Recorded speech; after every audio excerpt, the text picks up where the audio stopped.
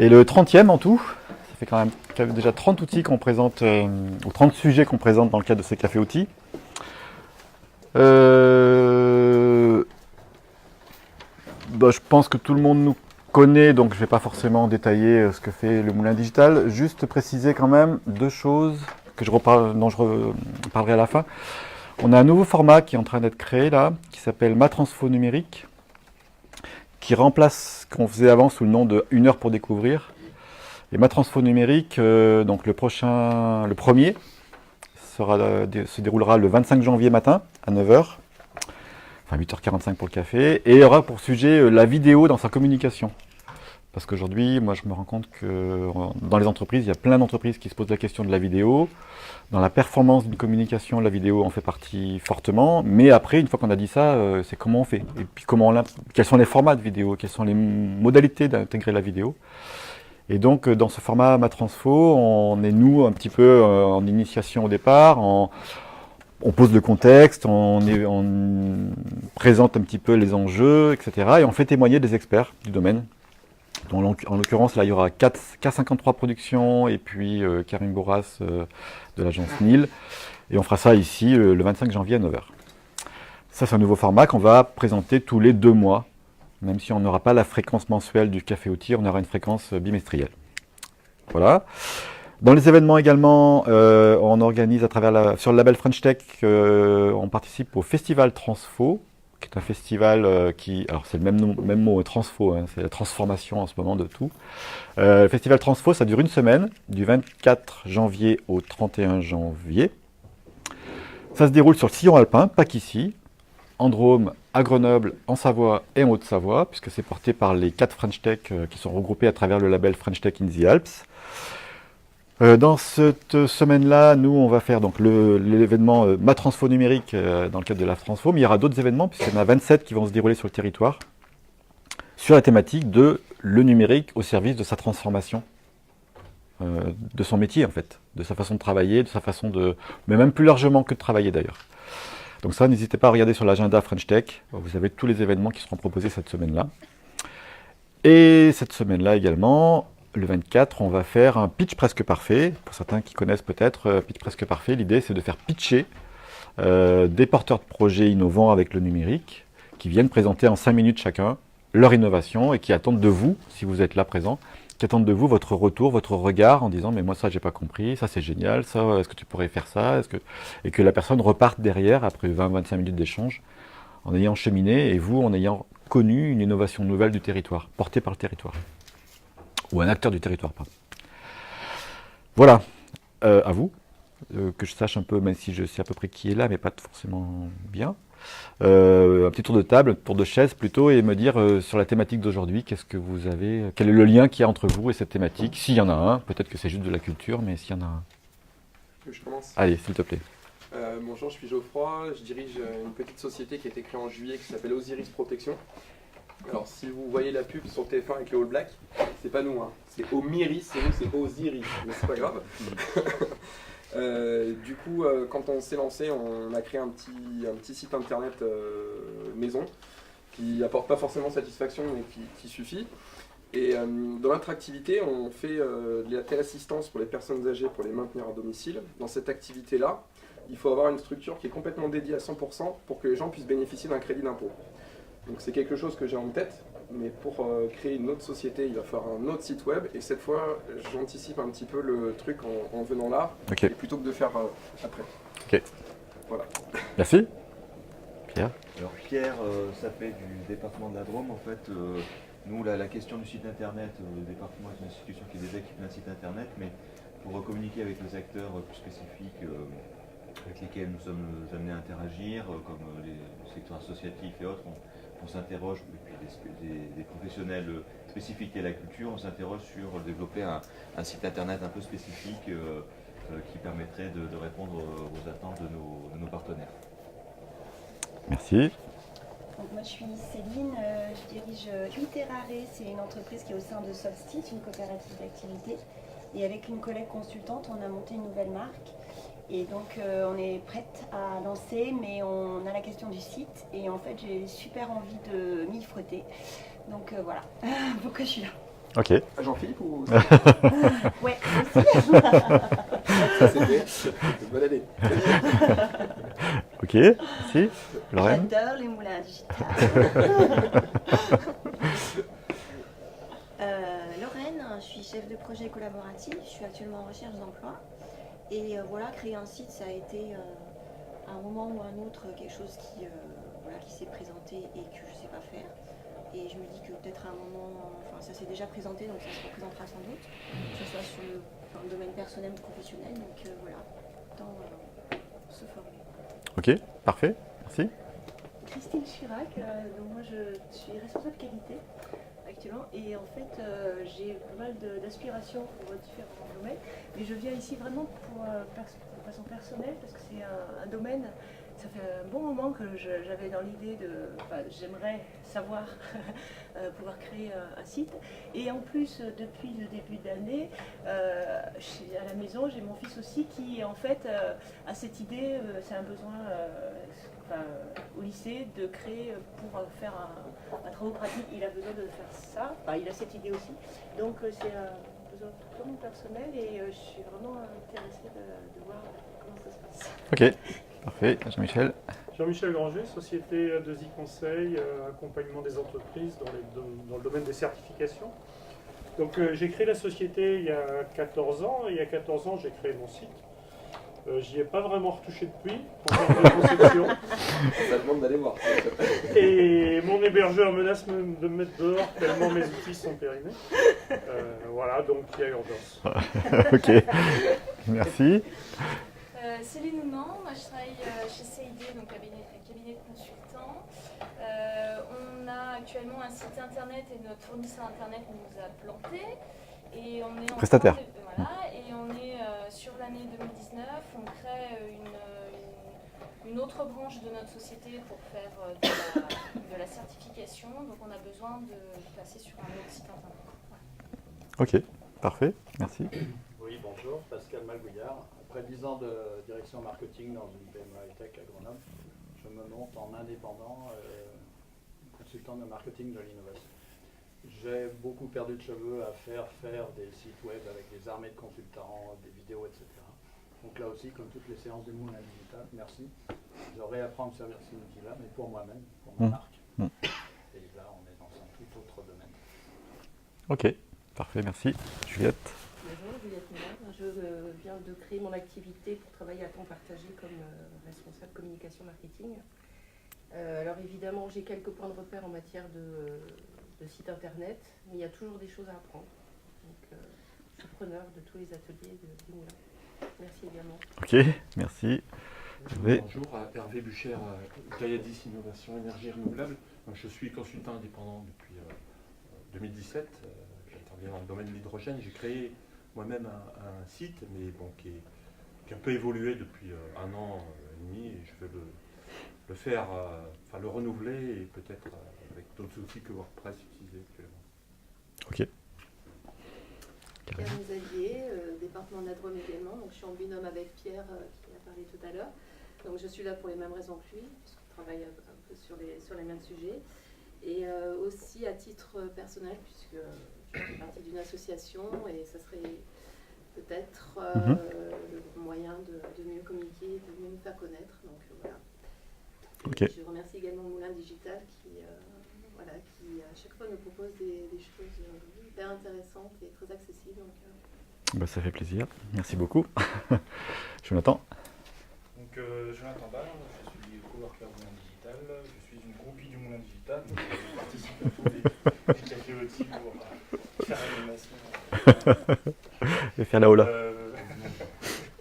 J'anime 3 sites web, plus PrestaShop, et un site fait dernièrement avec l'aide du Moulin Digital en one page, sans HTML. Ok, parfait, merci.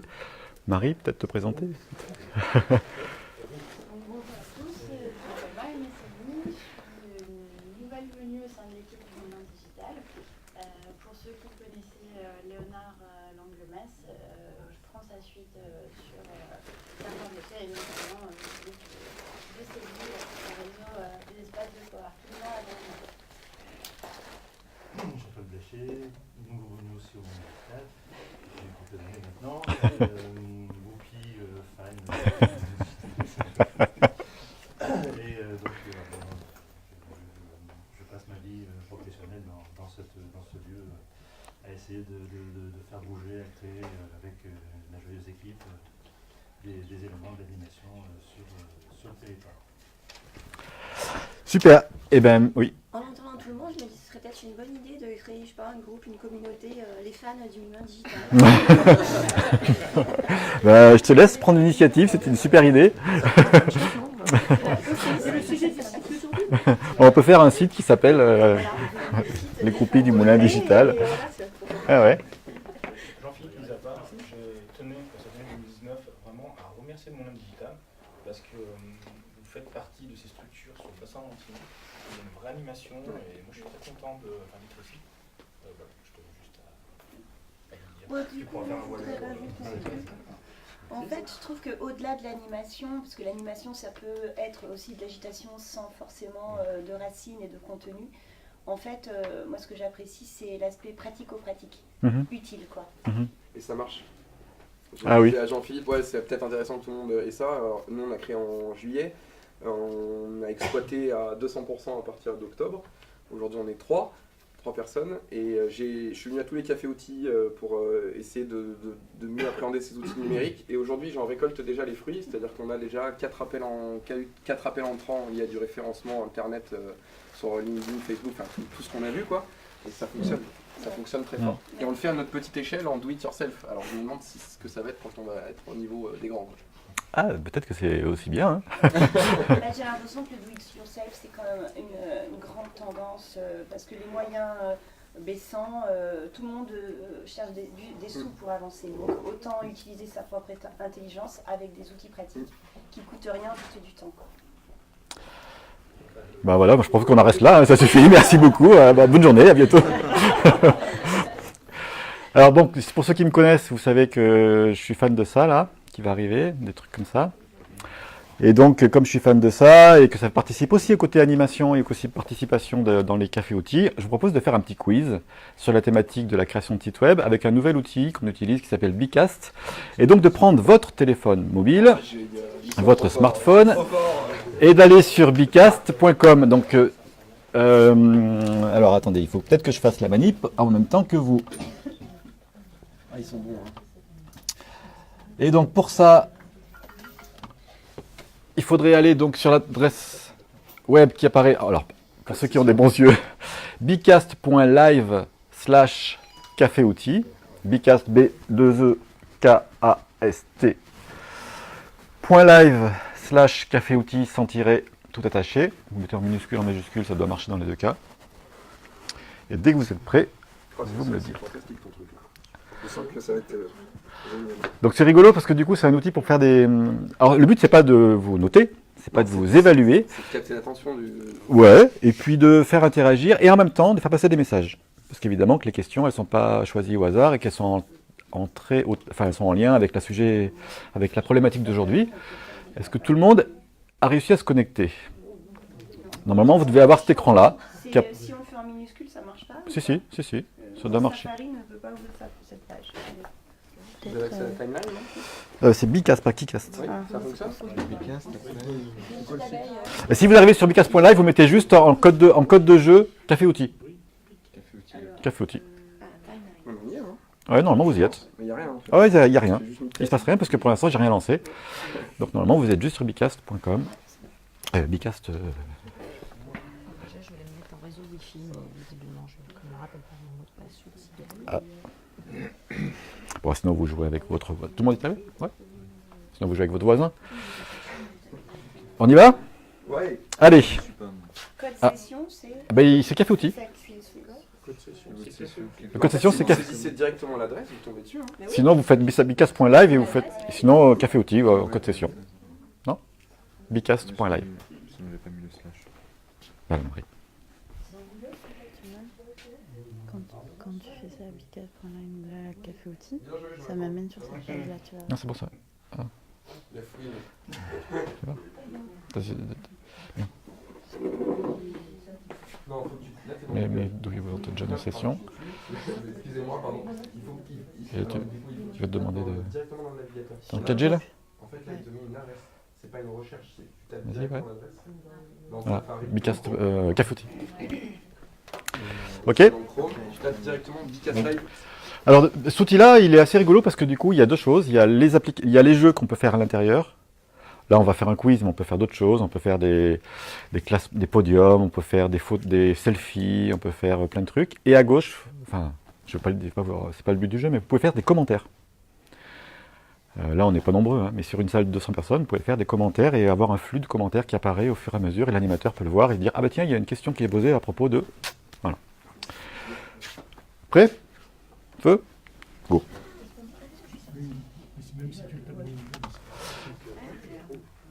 Bon, c'est pas grave, sinon vous pouvez jouer en direct, on a le droit de jouer en direct. Je suis désolé, Android. Alors, du coup, la première question qui apparaît à l'écran et qui va avoir sur votre téléphone, voilà, il n'y a pas de souci. À votre avis, que signifie le terme figital? C'est rapporté au numérique? C'est rapporté au numérique. Ça va, alors. Ça existe vraiment? Ça existe vraiment, c'est un thème qui... Alors moi, je vais vous... Mais je vais vous dire pourquoi je pose cette question-là après. Je vous laisse répondre. Je vois qu'il n'y a que deux réponses pour l'instant.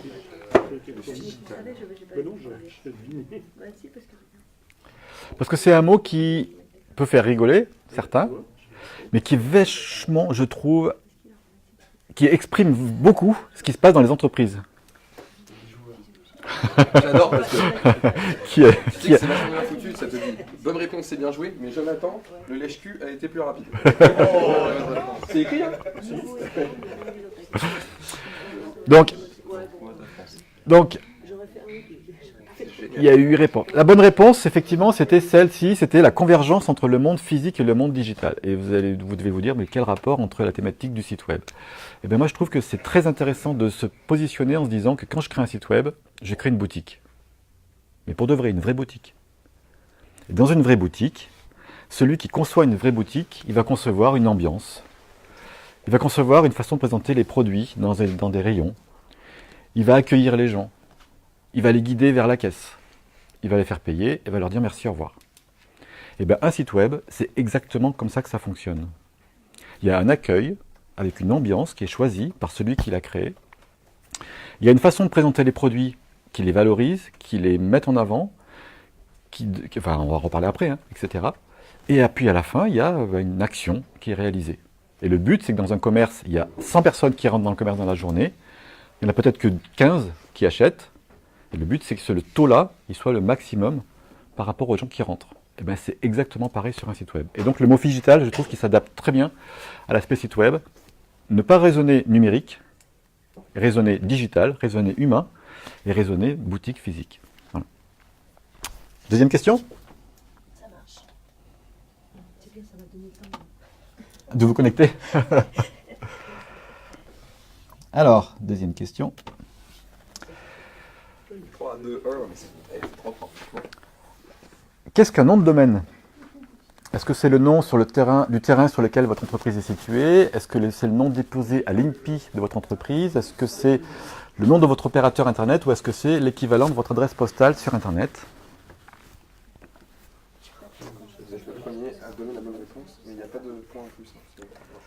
Alors en fait, normalement, on utilise un autre outil pour la partie quiz qui s'appelle Kahoot, mais là, il ne marche pas avec Sigal, donc on ne peut pas le faire ici. Il marche pas à cause de quoi? Sigal, du réseau Wi-Fi. Ah oui, d'accord. Bon, vous avez tous juste, bravo. Puisque la bonne réponse, effectivement, sur le nom de domaine, là encore, on fait des choses simples. Eh bien, le nom de domaine, c'est le moyen d'accéder à un site web. C'est la porte qui vous permet d'accéder à un site web. Alors, on en reparlera après, c'est pas forcément un enjeu. C'est un enjeu qui était plus fort avant, qui est moins fort aujourd'hui, mais qu'il faut quand même réfléchir en amont. D'abord, est-ce qu'il est disponible? Est-ce que le moulin digital c'est disponible avant de pouvoir le créer? Parce que c'est unique, et que si je prends le moulin digital moi, personne ne peut le prendre pendant la durée sur laquelle je l'ai réservé. Donc il y a un temps de réservation de nom de domaine, et puis il y a un choix, est-ce que je prends du FR ou du COM? Ou les deux? Est-ce que je mets un tiret? Est-ce que je fais long? Est-ce que je fais court? Est-ce que je fais du lien avec ma marque? Est-ce que je fais du lien avec mon thème? Donc c'est quand même des choses à réfléchir, plutôt pour la partie communication que pour la partie technique, là encore. Là pour le coup, ah non, il y avait quand même quelqu'un qui a déposé fait penser qu'on déposait ça à l'INPI. Et justement, alors, parenthèse, souvent les entreprises, je trouve, mélangent, enfin, pas mélangent, mélangent la protection, l'INPI, d'un nom de domaine. C'est pas une protection, un nom de domaine. C'est juste que je dis pendant une durée où je dis que ça flèche l'accès vers mon site web par ce biais-là. C'est tout.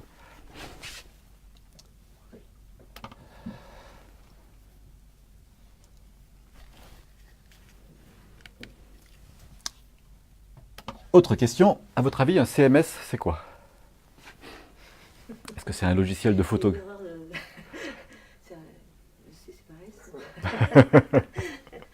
Il y a des SMS, ouais, mais... dans le questionnaire. Est-ce que c'est un contenu masqué secret? Est-ce que c'est un langage pour créer des applications mobiles? Bon, vous avez évidemment... Ah non, presque tous bien répondu. Un CMS, c'est un Content Management System. En français, on inverse l'essence. C'est un système de gestion de contenu. Donc c'est un système logiciel pour créer, modifier des sites web. Voilà. C'est pour ça que les gens disent dans ton CMS. J'ai Voilà. jamais compris ce que ça voulait dire. Je dis oui, d'accord. Tu vas dans ton CMS. Ok. Et enfin, je crois que c'est la dernière question.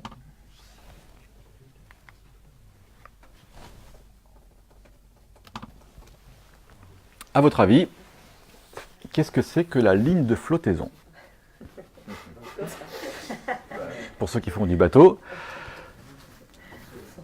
est-ce que c'est un séparateur entre les pages du web? Est-ce que c'est... Ah non, tu sais pas en fait. Tu sais pas si c'est bon ou pas. Là, c'est les gens qui ont répondu. Ouais, c'est juste les gens qui ont répondu. Ouais. Là, tu te fais influencer. Et après, je peux le paramétrer en disant que je fais apparaître la bonne réponse si elle est juste. C'est vrai que c'est la ligne de démarcation entre... Ah oui, c'est vrai. Mais on est par rapport au thème de ce matin, je vous rappelle. Et donc, par rapport au thème de ce matin, la bonne réponse, c'est ce que l'on peut voir sans prendre son doigt sur son téléphone et sans prendre sa souris avec sa petite molette pour scroller. C'est-à-dire que c'est ce qu'on voit sans rien à faire. Et mine de rien, ça compte parce que ça veut dire qu'en gros, le contenu important, hop là, il est en haut. Et que ça veut dire que dans une boutique physique, ben, c'est une façon de présenter les produits. Ouais, c'est ta tête de gondole, quoi. Exactement. Et ben, du coup, ça veut dire que ce qui est important, en le haut, dans le haut.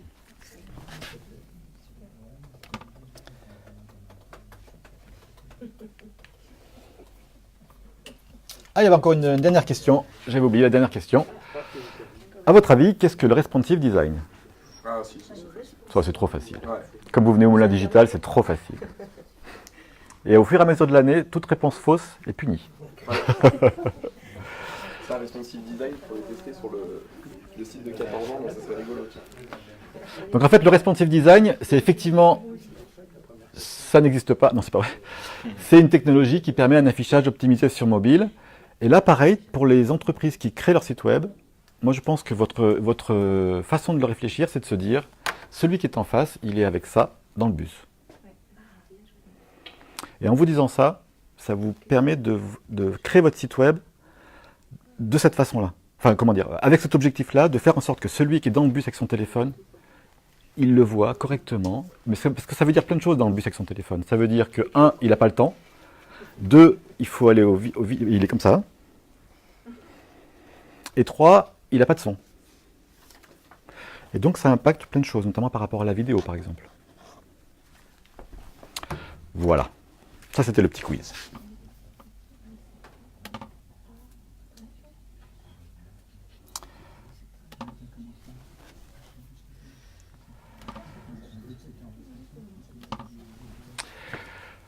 Allez, on repasse au sujet.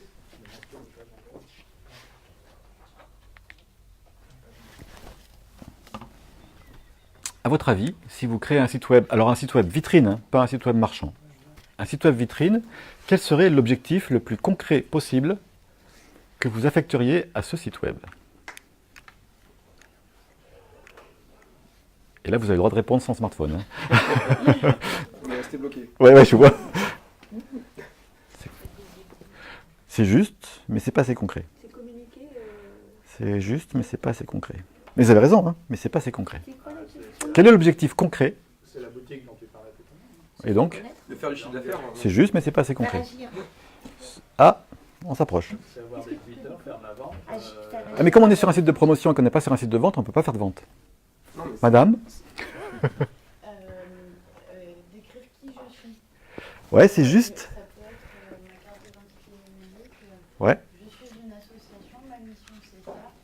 Si vous voulez me contacter. Ah. Pour moi, Ah, mais là, mais oui, justement, c'est ça, c'est la fin de la phrase qui est intéressante. on cherche un acte. en fait. Oui. Parce que si vous ne cherchez pas un acte, vous restez dans la phase.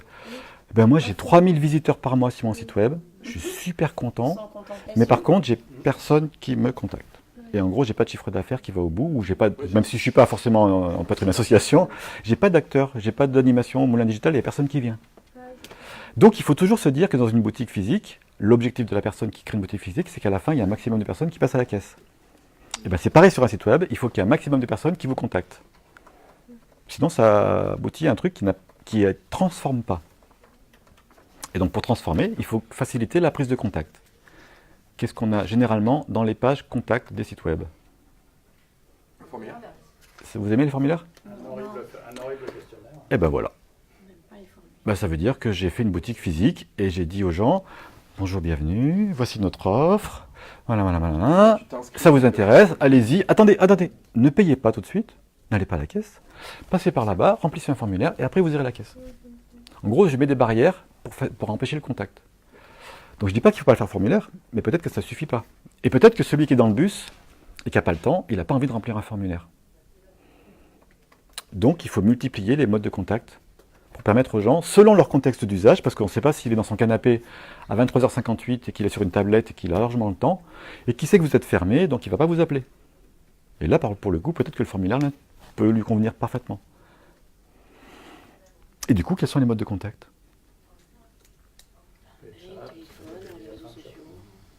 Un clic vers un numéro de téléphone. Mail, téléphone, En savoir plus. un chat. Allez, en chat, c'est vrai. Et que du coup, ça dépend là encore, mais ça multiplie les modes d'usage et ça multiplie les modes de contexte. Et s'il a envie d'avoir la réponse tout de suite, et généralement dans un contexte aujourd'hui, on veut la réponse tout de suite, on ne veut pas attendre, et bien un chat, ça peut être pas mal. Ou être rappelé dans l'heure, ou etc., etc. Attention de ne pas faire une promesse qui n'est pas tenue. Être rappelé dans l'heure, il est 23h58. Du coup, petit message dessous, attention, ce service ne fonctionne que de telle heure à telle heure. Mais en gros, ne pas flécher vers le contact, mais pas tout de suite, hein, sinon on fait un site web avec juste écrit 06 70. Donc ça n'a pas de sens. Il faut. Ouais, mais ça, du coup, on n'est pas sur l'objectif de promotion, on est sur l'objectif d'information. Est-ce que ça va? Du coup, il faut vous dire une deuxième chose, quand vous créez un site web de promotion, c'est que c'est face à des gens. Alors même si ce n'est pas toujours vrai, hein, c'est pas grave. C'est de vous dire que là, vous êtes en face de gens que vous ne connaissez pas et qui ne vous connaissent pas. Dans une boutique physique, il y a des gens qui vont revenir, évidemment, des clients qui sont fidèles, et sur votre site web, il y aura des gens qui seront fidèles, tant mieux pour vous. Mais il y aura aussi des gens que vous ne connaissez pas et qui ne vous connaissent pas, et donc il va falloir passer par tout ce que vous avez dit avant, présenter votre offre, présenter votre activité, faire tout ce que vous avez dit avant, qui était en amont de l'action de contact.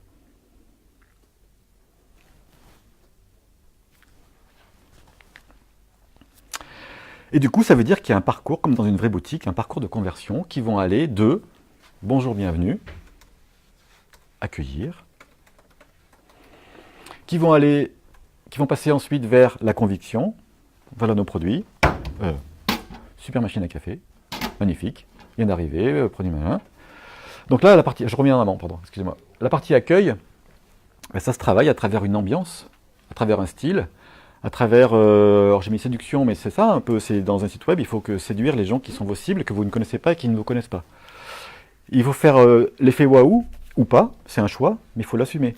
Je veux qu'il y ait un effet waouh sur mon site web, je ne veux pas qu'il y ait d'effet waouh, je veux un site de type banque, hyper corporate, je veux un site coloré, je veux un site créatif, je veux un site gris et noir, je veux un site, mais il faut que ça soit choisi, assumé. Une boutique physique, normalement, une boutique physique, celui qui l'a créée a choisi l'ambiance qu'il donnait à sa boutique physique. Et bien c'est pareil sur un site web, il faut choisir. Sauf qu'il nous manque la musique, parce que dans une boutique physique, on peut mettre de la musique, on peut mettre une odeur, on peut mettre des choses qu'on ne peut pas mettre sur un site web. Mais on a quand même des choses sur lesquelles on peut travailler pour donner une ambiance. Et du coup, c'est des mots bon, je ne peux pas le faire. C'est des mots qui sont dans votre cahier des charges, parce qu'on va en parler après, dans votre cahier des charges sur la création de votre site web, c'est des mots qu'il faut faire en mode simple. Hein. classique, moderne, corporate, coloré, sobre, design, machin. Parce que sinon, ça va pas être... Et c'est pas facile à écrire ça, je trouve. Parce que c'est des mots humains, en fait. C'est des mots personnels, c'est pas des mots techniques du tout. Hein.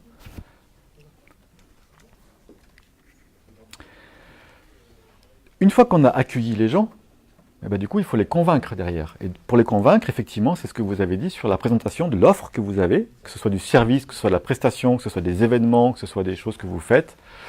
Il va falloir leur présenter et votre différence, vos avantages concurrentiels. Voilà notre machine à café, elle est super solide, elle fait du très bon café, on a le meilleur café de Tour-Rovaltin et peut-être même de Valence, et peut-être même de la Drôme. Bref, présenter l'avantage. Et puis peut-être se dire, attendez, si vous achetez une machine à café comme ça, vous inquiétez pas. De toute façon, il y en a un service après-vente qui fonctionne 6 jours sur 7, qui est ouvert de telle heure à telle heure. En gros, c'est rassuré. On existe ici depuis 1980. C'est tout ce qu'on voit dans les sites web d'entreprises qui sont anciennes, hein, c'est ça. Hein, c'est rassuré sur le fait qu'il y a une ancienneté qui, par simplement la date de création, rassure. Pour un créateur d'entreprise, c'est difficile ça. Donc il faut qu'il joue sur d'autres choses. Sur quoi il peut rassurer. Et puis enfin, faire agir, c'est-à-dire soit un contact, soit un achat si on est sur un site web, soit une inscription à un café-outil si on est sur une association comme la nôtre, soit on est sur un téléchargement de PDF si on est sur une entreprise qui vend des chaudières et qui a envie de... Voilà. Bref, il faut pousser à une action qui sera réalisée par le visiteur. Est-ce que ça vous parle ça? Bonjour, bienvenue. Merci, au revoir. Boutique physique.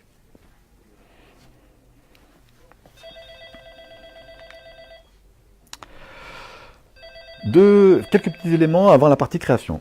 La première chose, c'est que vous avez peut-être compris, mais ça veut dire qu'il faut d'abord réfléchir avant d'agir. Or souvent, je vois dans les entreprises, on va vers l'outil, on va télécharger le truc, on va aller vers créer son compte. Et une fois qu'on est dedans, ben, on est parti et on commence et on n'a pas réfléchi avant sur ce qu'on voulait, tout ce qu'on a dit avant.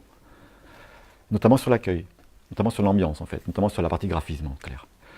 Et du coup, on se fait embarquer dans un truc qu'on n'a pas forcément réfléchi avant et on se retrouve à la fin avec un truc qui est... ouais, moi j'ai un site web, bon, pas terrible, mais j'ai un site web. Et c'est un peu dommage. Deuxième chose, le rapport entre temps et l'argent, ça veut dire qu'il y a des choix à faire sur le fait de dire, enfin, faut vous dire que ça va vous prendre du temps. Et ça prend beaucoup plus de temps que ce qu'on avait imaginé au départ, tout le temps. Et que du coup, le temps que vous allez affecter à ça, peut-être que vous auriez pu l'affecter à du commercial hors web et l'affecter à une prestation à une facture d'un prestataire. Donc il y a une réflexion à avoir aussi sur ce que tu disais Céline, sur le fait de dire do it yourself. Oui, pourquoi pas, mais accepter, à anticiper que ça va prendre du temps. Troisième chose, faire avant de faire. Donc il y a des choix à faire. Soit je fais moi, et j'assume le temps que je passe, soit je fais faire un prestataire, et je le dis comme je le pense, c'est la meilleure solution, quoi qu'il en soit. Dans l'idéal, c'est la meilleure solution, il ne faut pas se cacher les choses. Il y a des professionnels en face qui sont faits pour ça, de leur métier, c'est de faire ça tous les jours. Forcément, normalement, ils le font un peu mieux que ce que vous... Parce que ce n'est pas votre métier, il n'y en a aucun autour de la table qui a dit qu'il était une agence web. Ou alors, intermédiaire, je fais pour mieux faire. En gros, je vais tester ce que je peux faire, et puis se dire juste, ben là, je m'aperçois que j'ai atteint mon seuil d'incompétence, et que du coup, je me rends compte que je n'arrive pas à ce que je voulais. Et bien, je fais faire. Ou alors, deuxième raisonnement, je vais voir ce que je peux faire, ça m'aidera à guider un prestataire demain. Ça m'aidera à savoir ce que je veux et ce que je veux plus. Ce que je veux pas, pardon. Donc c'est parfois un bon moyen de tester, d'abord tester ses compétences soi-même, et de tester aussi juste ce qu'on peut imaginer, proposer, présenter. Parce que quand on dit conviction, par exemple présenter son offre, ben d'accord, mais comment je la présente? Est-ce que je fais des sous-menus? Est-ce que je fais des machins? Est-ce que je fais 2 clés d'entrée? Est-ce que je fais qu'une clé d'entrée? Donc c'est parfois, je trouve, un bon moyen de faire un premier niveau. Hein. Et donc il faut accepter de renoncer.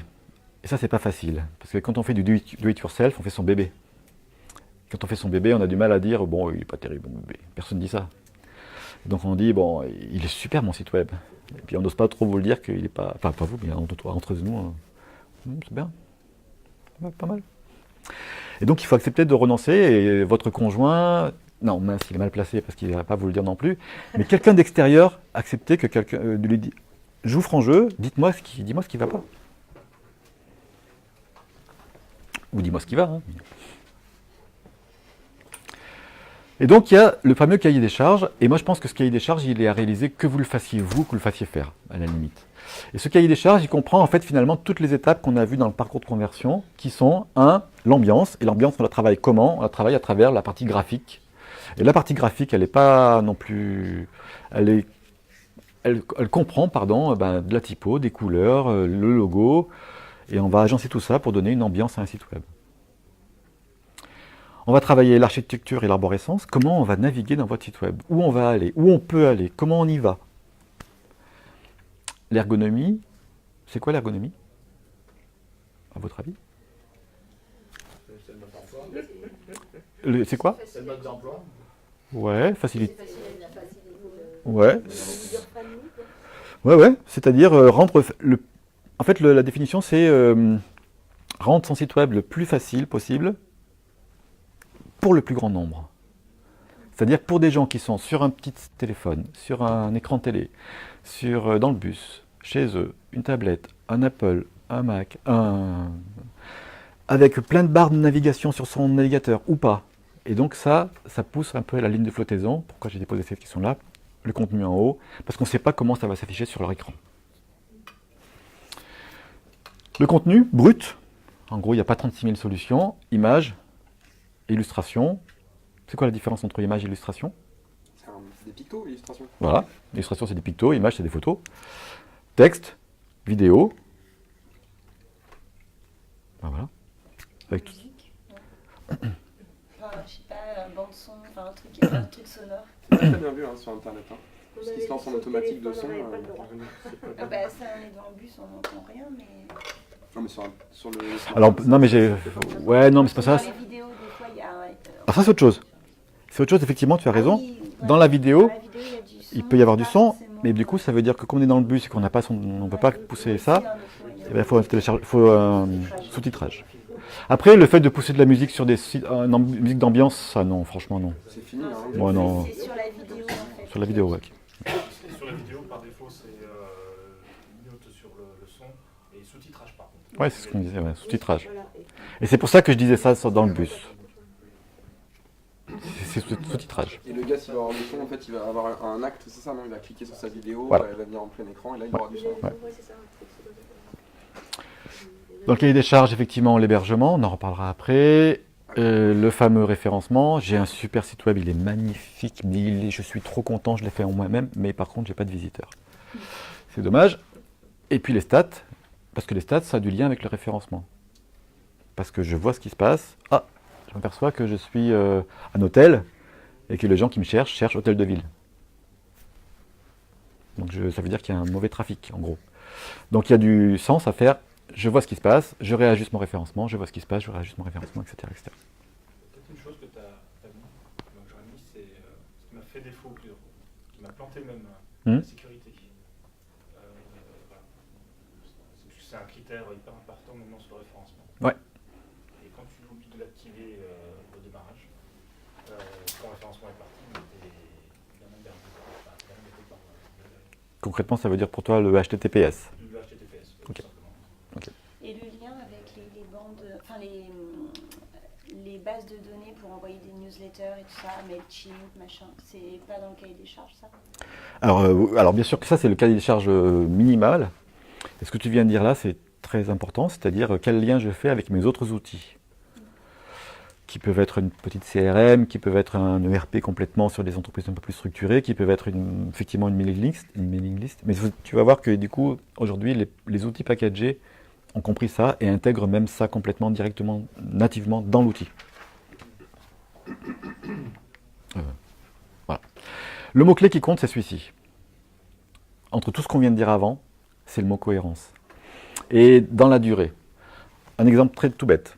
Je suis super content, j'ai fait mon site web tout seul avec ma petite plateforme que j'ai vue au Moulin Digital, génial et tout. Ou non, autrement, je recommence, pardon. Un prestataire vous fait un site web. Et il vous dit, maintenant je te donne les clés. Ça y est, tu as les clés, et tu fais ta mise à jour tout seul, tu es grand, parfait, bravo, super, merci, au revoir. Et 2 mois après, vous faites une mise à jour de votre page, et sans vous en rendre compte, vous avez modifié la police de caractère.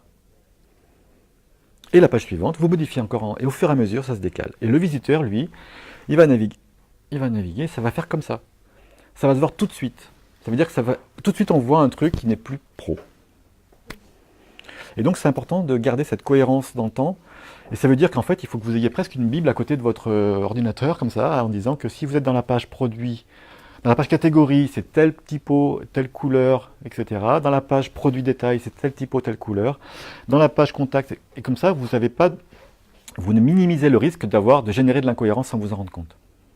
Parce que générer de l'incohérence sans s'en rendre compte, ça génère un affichage un peu plus, en gros, on affiche un peu bidouille. Voilà. Ou s'il est mal référencé. Oui, ça c'est encore autre chose.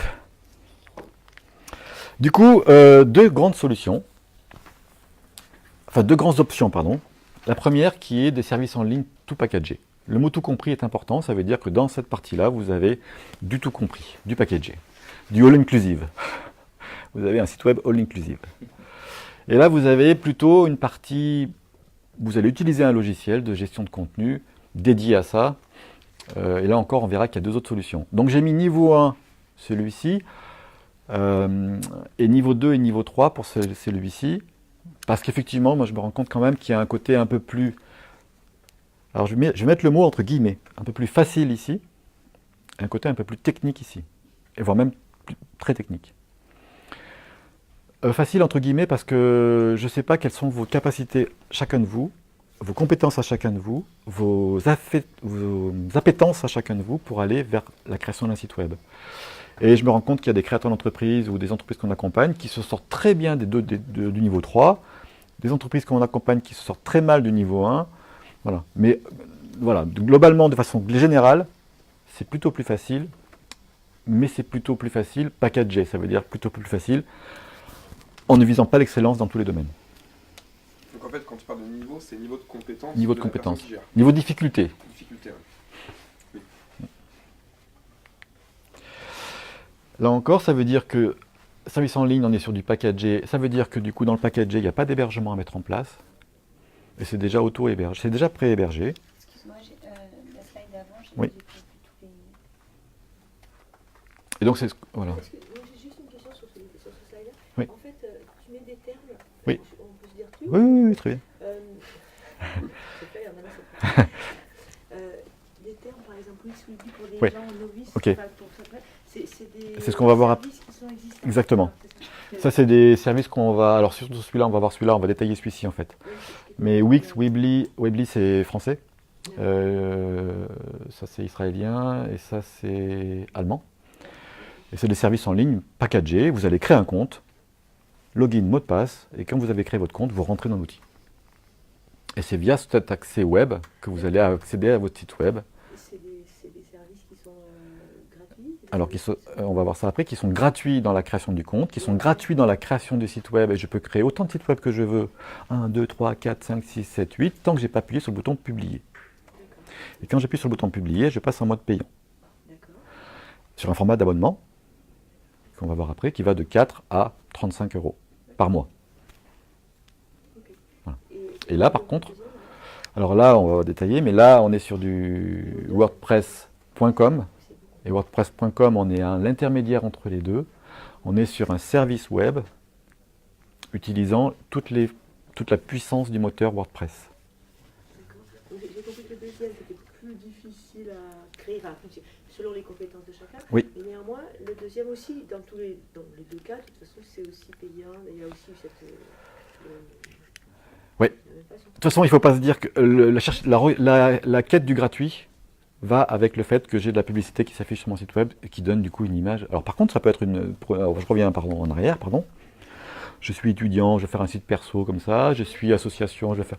Et j'assume le fait qu'il y ait une publicité sur Decathlon, enfin n'importe quoi, mais pourquoi pas. Et là, on peut rester en mode gratuit, et avec une adresse web qui n'est pas www.monentreprise.com. Là, on peut rester en mode gratuit jusqu'au bout. Mais pour une entreprise, entre guillemets, classique, qui veut un affichage vers une cible professionnelle client, non. On passe en mode payant absolument. Et le premier alternative que tu as donné, elle ne va pas être présentée là aujourd'hui, celle pour un étudiant justement. Bah, si, dans Wix, je dois présenter. Une alternative pour savoir, Ouais. pour un jeune quoi.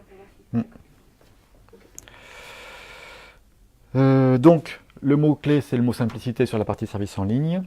Il n'y a pas d'hébergement à mettre en place puisque c'est packagé. On peut faire des tests à l'infini, ça veut dire que je peux créer un test. Je peux faire en gros une boutique avec une ambiance. Oh, pas terrible. Je recommence. J'ai fait un test avec une boutique avec une ambiance. Ah, pas mal, mais pas encore terrible. Je reprends un autre modèle et je fais une autre boutique. Et je peux tester, alors à l'infini, attention le temps qu'on y passe, hein, mais je peux tester 1, 2, 3, 4, 5 modèles avant d'arriver à ah ça, ouais, ça c'est ce que je voulais. Et il faut que vous ayez ça, il faut que lorsque vous ayez votre site web qui est en ligne, il faut que vous ayez qu'une envie, c'est d'appeler votre famille, vos copains, tout votre environnement et de leur dire punaise comme il est beau mon site web. Il faut que ça soit une logique jusque-là, quoi. Une fierté de son site web. Là on est sur un service qui est peu onéreux. J'ai dit entre 4 et 36 €, ça veut dire que la moyenne est plutôt à 10 € par mois, ce qui est franchement pas cher pour avoir un site web quand même, qui est un outil de commercialisation, qui est sa plaquette ou son 4x3 dans Valence. Là, on est beaucoup plus sur un outil professionnel, ça veut dire qu'il n'y a pas de limite, presque il n'y a pas de limite de fonctionnalité. On peut imaginer plein de choses. Après, c'est la façon d'y arriver, mais on peut imaginer tout ce qu'on veut.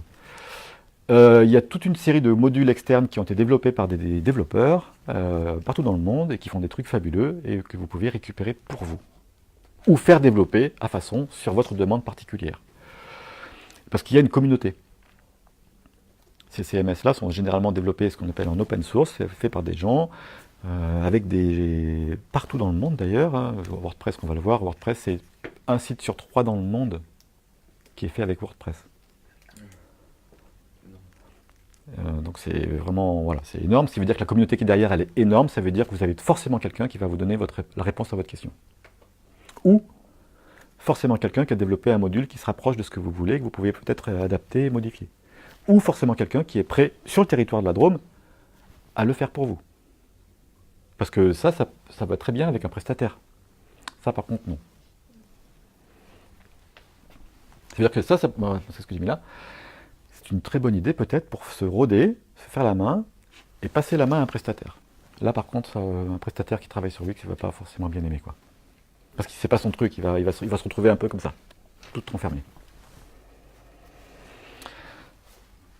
Donc sur la partie 1, services en ligne, de plus en plus, ces services en ligne, il y a quelques années, c'était en gros la fonction principale qu'on payait, c'était de faire un site web. Aujourd'hui, typiquement dans Wix, vous allez faire un site web, mais vous allez pouvoir faire du emailing, vous allez pouvoir faire de la réservation en ligne, de la vente en ligne, du truc, et du coup finalement ça devient vraiment un outil complet, quoi. Et forcément, plus on intègre des modules, plus on paye cher. Gratuit égale publicité, ça veut dire que pour quelqu'un qui accepte d'avoir sur son site web des bandeaux publicitaires, qu'il n'a pas choisi, voilà. Mais pour une entreprise, ça ne va pas avec. Oui. J'ai une question, est-ce que les pubs tiennent compte du contenu de ton site? Non. Non, les pubs, c'est l'utilisateur qui est tracé. C'est Non. le site. Non, c'est le site. Moi, je fais un site industriel, hyper sérieux, machin, sur les vibrations dans les centrales nucléaires, et je m'envoie avec des trucs pour dégueulasses. Bah, c'est parce que c'est toi. C'est pas la centrale nucléaire. Parce que toi, t'as été voir des dégueulasses. Ah non, non. Non, non, là, c'est des pubs qui sont poussées pas par toi. C'est pas toi qui as choisi de mettre un bandeau publicitaire. On n'est pas sur du. Ok, c'est bon. Ok. Ce qui veut dire, c'est le contenu. Où est-ce qu'est la source? C'est ton site internet ou c'est l'utilisateur? Ça pousse sur l'utilisateur. On est d'accord, c'est plutôt l'utilisateur. On va proposer un contenu. Que moi, lecteur, je vais acheter la veille, on m'en propose. Vous allez donc passer par un système de création de compte en web et vous allez créer, possibilité en tout cas, de créer plusieurs sites web avant d'arriver, enfin, site web brouillon, avant d'arriver à la pépite que vous avez envie de mettre en ligne. Et une fois qu'on met en ligne, effectivement, là, on va choisir les forfaits, le forfait qui correspond à votre usage, puisqu'évidemment, il y a plein de forfaits disponibles. Du coup, on va parler un petit peu de Wix pour cet aspect-là de plateforme en ligne. Alors pourquoi Wix? Parce qu'on l'a testé un peu plus que les autres. Il faut vous dire que pour vous, il y en a maintenant une foultitude de plateformes packagées comme ça. Choisissez celle dans laquelle vous vous sentez bien. Il faut se sentir bien dans sa plateforme. En gros, qu'elle vous paraisse intuitive, qu'elle vous paraisse plus simple, plus ergonome, plus complète en fonctionnalité, plus adaptée à l'e-commerce que d'autres. Voilà. Donc ça a été créé en 2006. La version française est apparue en 2012. Pas non plus depuis, ça fait 6 ans. Hein. On est sur des sites web en HTML5.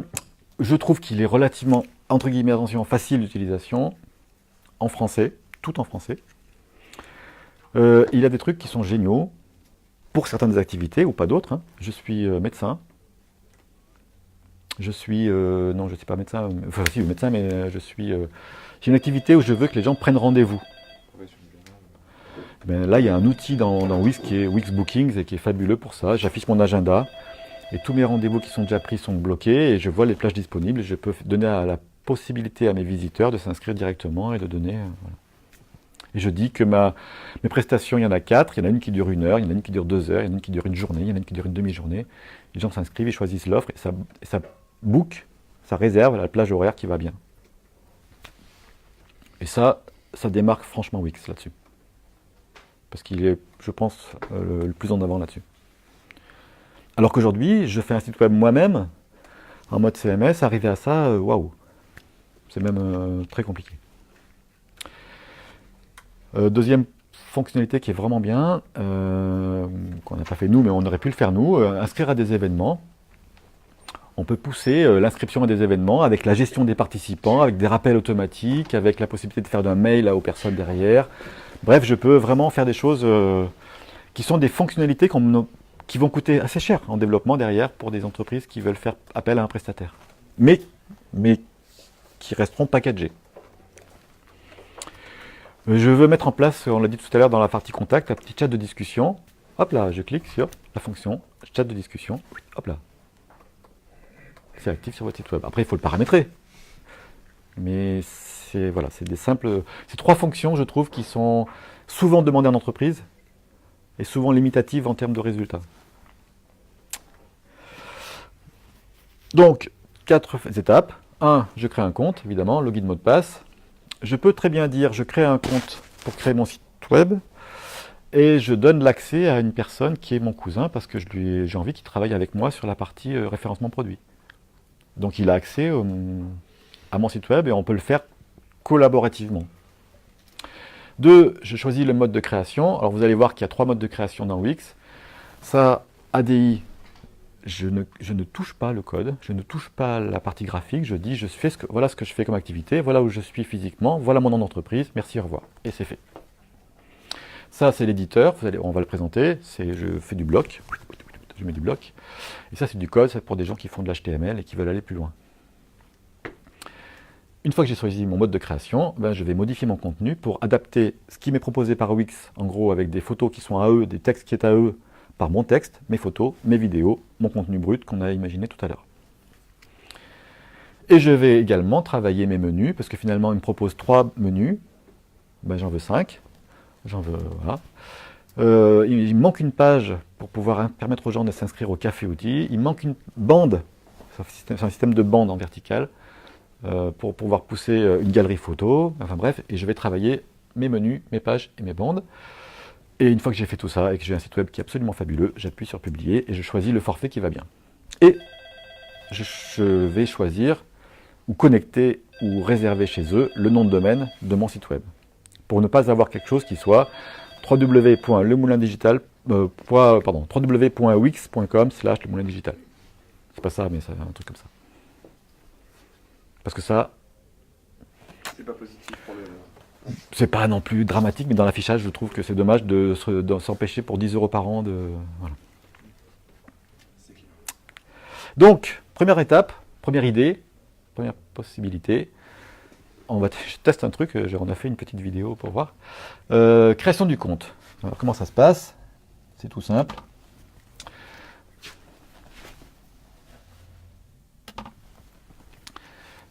Et c'est tout simple. Donc, wix.com dans Google. Hop, bim. Je rentre, je vais me connecter au site Wix. Bim. Ensuite, je me connecte. Et après, 2 solutions. Soit j'ai déjà un compte, soit j'en ai pas. J'en ai pas, je m'inscris ici. J'en ai déjà un. Je rentre mon mail et mon mot de passe. Ou je me connecte avec mon Facebook, ou je me connecte avec mon Google. Simplissime. Et je me connecte et je rentre dans Wix. Donc on est vraiment sur un système. Et là, j'affiche tous mes sites qui sont disponibles, voilà, que j'ai déjà travaillé. Création de compte, ça c'est fait.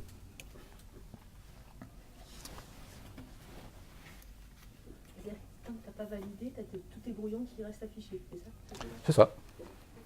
Mais même celui que j'ai utilisé, il sera affiché aussi.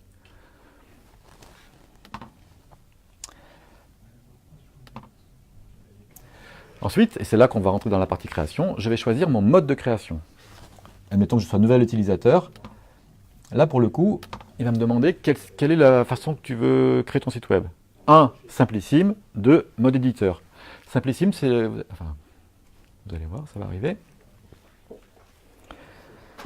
Donc, je vais créer un site web. Bim. Là, je suis nouvel utilisateur. Hein. Je crée un site web. J'arrive sur quelle activité tu as. Entreprise, boutique en ligne, restaurateur, faire un blog, beauté bien-être, CV, site personnel, par rapport à un étudiant par exemple. Et là, vous arrivez là-dessus. Soit méthode ADI, c'est-à-dire en gros la méthode la plus simple, très guidée, soit méthode éditeur.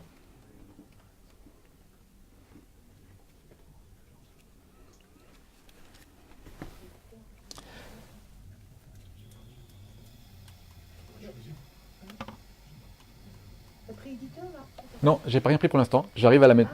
Non, non. C'était pour montrer les deux. Non, non. Et là, je choisis de prendre la méthode la plus facile, la plus simplissime pour créer mon site web. Et ça donne ça. Et ça, c'est assez. Alors, c'est assez bluffant au niveau de la création. Il y avait même une boîte dans le territoire qui s'appelait Hexagon Concept qui proposait ça il y a déjà 5 ans, qui était vraiment très en amont, je trouve, là-dessus. Donc, le principe, c'est que je ne crée rien. Je vais dire quelle activité j'ai. Là, je vais mettre, pour l'exemple, je vais mettre électricien. D'accord ? Spécialisé en digital. Électricien. Électricien, je mets mon activité. Page suivante. Qu'est-ce que vous voulez comme module supplémentaire? De la vente en ligne, de la réservation du rendez-vous, de la liste de diffusion, créer un blog. Je veux rien. Je mets mon entreprise. Topelec. Topelec. Ça a dû être dur à trouver quand même. Attendez, juste finis ça après. Est-ce que j'ai mon adresse? J'en ai une.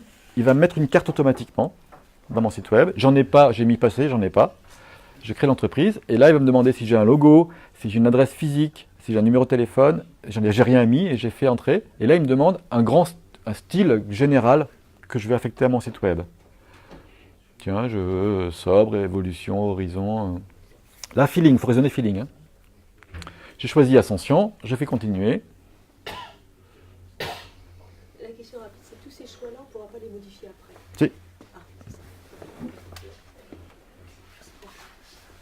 Et là, il vous crée votre site web lui-même. Il est en train de le créer sur la base de ce que vous avez renseigné, sur l'activité, l'adresse, le type général, est-ce que c'est entreprise, boutique en ligne, etc. ou de préalable. Et le nom de l'entreprise, et si vous avez mis un logo, et si vous avez mis un truc, juste que vous avez renseigné sans toucher à aucun moment un aspect web ou graphisme. Et là, il me propose 3 formats. Sur la base du design, je ne sais plus ce que j'avais mis, élégant, je ne sais plus quoi.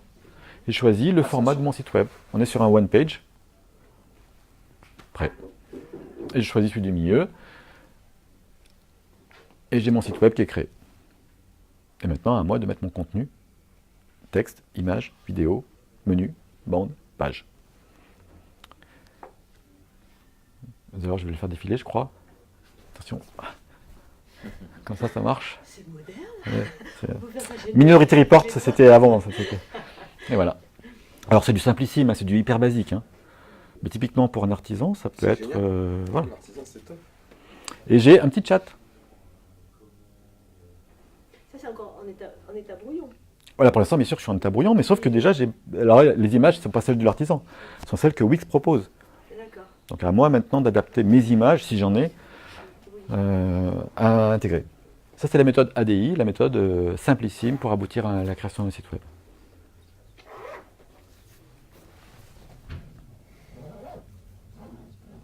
Deuxième méthode, la méthode éditeur. Donc là, on va passer au niveau 1,4. Ah, pardon, oui. Et donc là, on va passer en mode... on sort de la vidéo YouTube, on va passer en mode présentation pour de vrai. Donc là, je suis... alors là, par contre, on va faire un peu plus en live. C'est-à-dire que je suis sur Wix. Donc j'ai tous mes sites web qui sont présents. Il n'y en a aucun qui est publié. Je sais pas, on peut tester celui-ci là, enfin, peu importe. Hein. Donc je sélectionne celui-ci. Et du coup, tu peux faire ADI pour la base et passer à l'éditeur ensuite, ou tu dois choisir et c'est terminé. Pardon, oui, non, l'ADI, il était là, mais je peux aussi le modifier. Ah, c'est génial. Ouais. C'est pour la création que c'est l'un ou l'autre. Après, une fois que je l'ai créé, il est dans ma base et je peux le modifier en mode éditeur, de toute façon. Et toute l'infrastructure est créée, c'est-à-dire les couleurs, etc. Voilà, c'est la première partie qui est créée. Non, on va faire autrement. On va partir de zéro.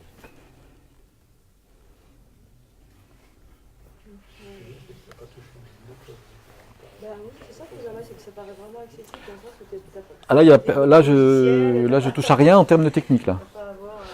Donc là, on va partir de zéro. Je vais créer un nouveau site. Donc il va me demander effectivement ADI ou éditeur. Je vais choisir éditeur pour que vous puissiez voir ce que ça donne. On est toujours sur une entreprise. Bah, peut-être que je passerai un petit coup de fil.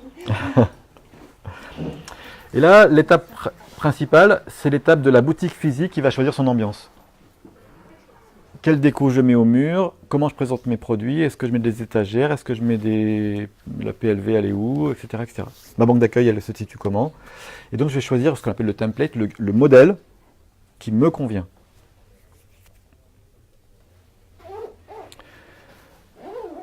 Et donc là, là j'ai choisi entreprise, rappelez-vous, juste avant j'ai choisi le mot entreprise, mais ça fait rien, je peux très bien renaviguer dans la partie blog, dans la partie restauration, c'est pas limitatif, hein, heureusement. Mais il me propose quand même les modèles qui correspondent à la catégorie entreprise de service. Et j'en ai pas mal, quelques-uns disons, voilà, qui sont proposés. Vous voyez que j'ai 13 pages. 13 pages fois, je sais pas, une douzaine, peut-être quinzaine de trucs. Donc 13 fois 15 modèles que je peux choisir. Donc c'est plutôt un moyen de se perdre que de se guider, parce que finalement 13 fois 15, il y en a beaucoup, beaucoup. Et là, il faut fonctionner vraiment au coup de cœur, quoi. Et n'hésitez pas à faire passer les pages pour aller vers le coup de cœur qui vous correspond. Est-ce que vous avez eu un coup de cœur déjà ou pas? En aparté, désolé de la conversation, on a tous les deux l'expérience de bricolage avec WordPress. Enfin, moi, l'impression que j'ai avec WordPress, dans ma boîte précédente, c'est que le communicant, il passait son temps à corriger le XML.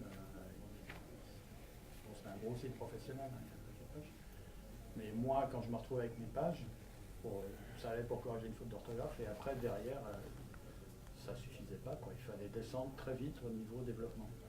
Ouais. Ça, c'est insupportable pour mon activité, c'est pas mon métier, c'est ouais. ce que j'ai envie de faire. Donc ça, c'est l'opposé, quoi. C'est l'autre galaxie. Ouais. Ça me paraît largement suffisant pour ce que je veux faire.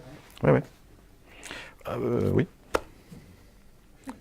Sauf si je veux faire en sorte que des gens puissent aller livrer, parce que je fais du panier repas, et que je veux que les gens puissent aller sur une carte, et puis voilà, je dis n'importe quoi, je réfléchis en haute voix, mais c'est pour dire que... Par exemple, je fais de l'audio professionnel, peut-être qu'il me viendra l'idée d'aller faire des démos en ligne d'audio, de machin, et faire du pay, bon, on verra. À ce moment-là, on verra. Exactement. Mais je peux caler que dans ton sens, mais quand même, je préfère dire quand même, attention au fait quand même qu'on est quand même sur un cadre qui a un cadre. C'est-à-dire que c'est pas 4G, ça veut dire que je ne vais pas sortir du cadre. Voilà. En fait, je dis ça, mais en fait, pour de vrai, avec la méthode HTML que je ne présente pas, on peut aller au-delà. Donc maintenant, aujourd'hui, ces outils-là, la frontière est beaucoup moins forte qu'avant entre du packagé et du CMS. Est-ce que vous avez eu un coup de cœur dans ce que vous voyez là? Justement, pour répondre à ta question-là, moi, le groupe Axis, là, celui que je vois là, juste ouais. au milieu, ce que je trouve super intéressant là, sur ce, c'est qu'en fait, tu peux mettre le titre de ce que tu veux faire, et tout de suite, ça apparaît. Après, bon, les photos, c'est... Voilà, mais ça, il faut fonctionner, chacun de vous va avoir son coup de cœur. Et il faut garder l'aspect coup de cœur. Je passe ma souris dessus, il vous propose automatiquement de voir comment ça apparaîtra sur un mobile. J'ai deux solutions, modifier ou voir. Voir, je peux juste voir l'aperçu de ce que ça donnera derrière. Je ne m'engage pas, je ne clique pas sur celui-là comme modèle. Je veux voir. En gros, c'est pour voir. Il y a plus de pages que la homepage, quoi. Ouais, exactement. Et donc là, il vous propose, voilà comment ça va s'afficher si vous choisissez ce modèle-là. Avec les menus qui sont là, le titre qui sont là, nos services. Et je peux effectivement voir en haut à droite comment ça va s'afficher sur un mobile. Ça prend un petit peu de temps. C'est normal. Ça met du temps. Ça prend beaucoup de temps même d'ailleurs. J'ai pas cliqué, je pense. Voilà. Et là, vous pouvez même naviguer. Alors, comme on n'a pas le doigt parce qu'on est sur un clavier, Et vous le faites avec un ascenseur que vous n'avez pas sur le mobile.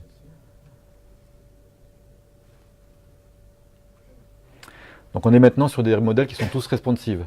Le fameux, rappelez-vous du quiz, tous les modèles qui sont dans Wix aujourd'hui sont responsives, sont adaptables automatiquement sur mobile. Est-ce que HTML5 ne veut pas dire responsive forcément? Non. D'accord. Et si je veux aller plus loin, eh ben je prends celui-ci, il rentre dans mon tableau de bord. Parce que je ne passe pas en mode aperçu, je passe en mode modification.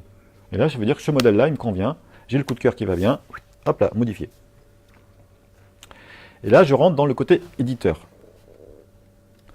Donc là, ça y est, on commence à retroucher un peu les manches et à se dire, là, voilà.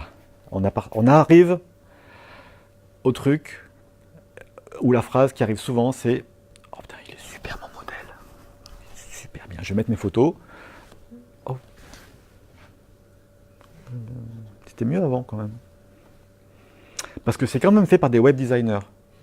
C'est quand même fait par des gens dont le métier, c'est de garder la cohérence design. Et le mot cohérence, je l'ai mis exprès tout à l'heure, parce qu'ils savent très bien mettre une photo avec une police, avec une typo, avec un fond d'écran, avec un machin, avec un truc qui garde la cohérence. Quand vous mettez votre photo qui est un peu bleue sur un fond un peu vert, ça fait un peu... Donc il faut garder cette idée-là que après, là maintenant on arrive dans l'enjeu, quoi. L'enjeu, donc, c'est de modifier. Vous voyez que donc il y a des petits pointillés comme ça. Donc c'est des fonctionnements par bande. Bande en haut, bande là, bande là, bande là. Ça c'est les bandes horizontales. Vous avez et ensuite vous avez ici les fonctions principales dont ce que j'évoquais tout à l'heure, c'est la partie par exemple menu. Donc là j'ai les menus. J'ai évidemment le menu accueil, à propos qui est là. Dans à propos, on ne voit pas, mais si je vais là, il doit y avoir un menu déroulant, je pense. Mais je ne suis pas en mode aperçu. Parce qu'il y a un sous-menu, vous voyez qu'il est décalé celui-ci, donc là à propos il y a un menu client, un sous-menu client. Un menu service qui est là, un menu info actu qui est là, un menu contact qui est là. Et un menu même que je peux proposer dans Wix, qui est un menu accès privé. Je peux faire apparaître ici un petit bouton membre, et mes clients principaux, si je suis en B2B, je peux donner un accès à mes clients pro pour aller vers des services plus. Donc on est vraiment sur des outils aujourd'hui qui intègrent, qui n'avaient pas avant, hein. Wix n'avait pas proposé pas ça avant jusqu'en 2017 je crois. Il va te gérer le RGPD là, quand tu fais ça? Ah non, c'est à toi de le gérer ça. C'est pas tout non plus comme ça. Et puis évidemment je peux ajouter une page pour avoir un menu supplémentaire. Je ne suis pas figé dans mes menus. Je peux rajouter, je peux changer service, je peux rajouter un sous-menu à service. Tiens, on va le faire d'ailleurs. Je peux ajouter une page qui s'appelle démo. Émo même. Hop là. Elle apparaît là. Je la veux en sous-menu du menu service. Hop là. Je la décale. Je l'ai prise à la main, je l'ai décalée. Elle est dans le sous-menu service. Ça veut dire qu'elle est ici. Je vais sur service. On va le voir. Je vais voir ce que ça donne en aperçu. Je peux toujours voir ce que ça donnera pour le visiteur derrière. Je vais en aperçu. Voilà, ça mouline un tout petit peu. Mais là, dans service, j'ai le sous-menu démo. C'est une page vide, qui n'a rien dedans. Mais ça existe.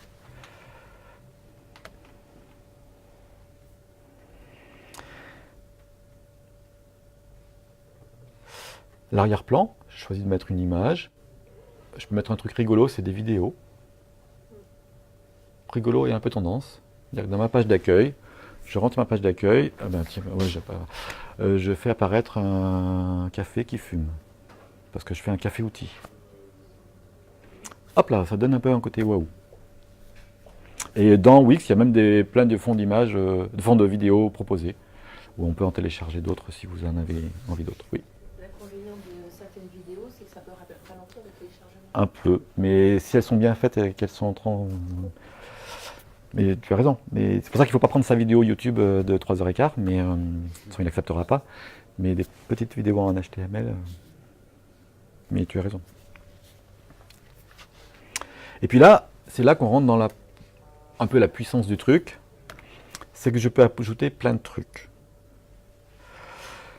Et là, il y a tout ce que je peux ajouter, et avec un plus, pour faire encore plus. Plein de trucs. Du texte, évidemment. Des images, évidemment. Une galerie d'images, c'est-à-dire que ça me génère automatiquement une galerie, plutôt qu'une image toute seule, ça me génère une galerie automatiquement. Une image vectorielle, une forme, donc une illustration, Je ne sais pas ce que c'est, interactif. Je ne me rappelle plus. Mais c'est typiquement les images animées. Un bouton d'inscription à un événement. Un slider. Une boîte à thème, des bandes. Une bande, c'est les fameux niveaux dont je vous ai parlé. Enfin bref, vous voyez qu'il y a plein de trucs. Une boutique en ligne. Oh tiens. Je peux même faire de l'e-commerce avec Wix. Ou avec d'autres plateformes. Je prends Wix comme exemple. Je peux rajouter ce fab. Alors, je reviens sur le menu parce que du coup, je peux très bien aussi faire des choses et puis les préparer en brouillon. Vous voyez que Members, la fonction membre, elle n'est pas visible. Donc, je peux très bien préparer une page qui est ma transfo numérique. Elle n'est pas encore finalisée. Je la prépare, je ne la mets pas en ligne. Elle n'est pas visible. Et lorsque elle est propre, elle est bien, elle est finalisée, elle devient apparente et accessible.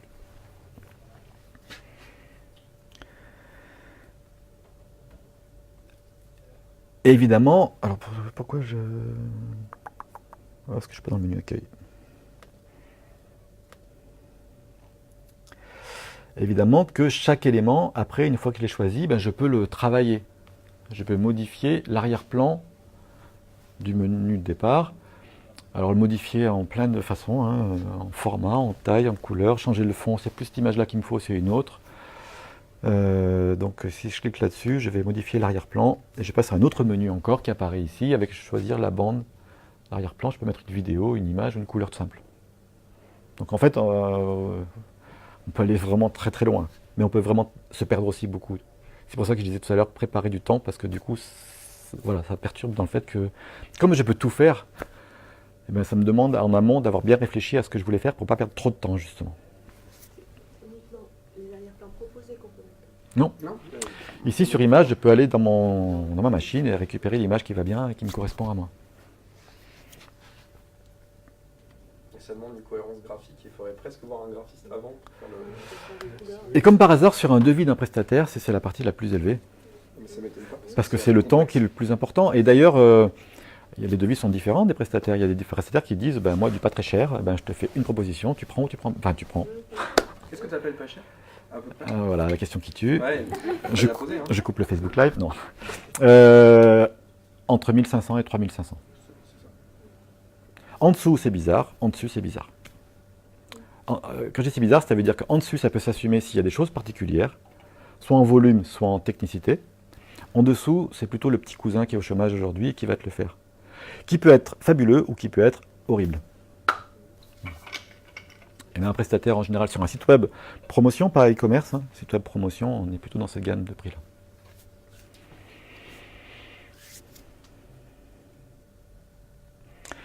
Là, on était sur les ajouts de fonctions proposées par Wix. Mais je peux aussi rajouter des applis. Notamment la fameuse fonction Booking. Je veux ajouter un agenda de réservation pour permettre aux gens de réserver une plage horaire dans mon agenda de la semaine. Alors il me propose évidemment, parce que je crois que j'avais déjà testé, donc il me propose en premier Wix Booking. Je peux mettre des formulaires, je peux mettre un petit chat, je peux rendre mon site 1,4.0, ça veut dire que les gens peuvent réagir à certaines pages, pas à toutes, il y a des pages sur lesquelles ils vont pouvoir mettre commentaires et interagir. Puis après il y en a plein, en gros il y a une place de marché d'applications.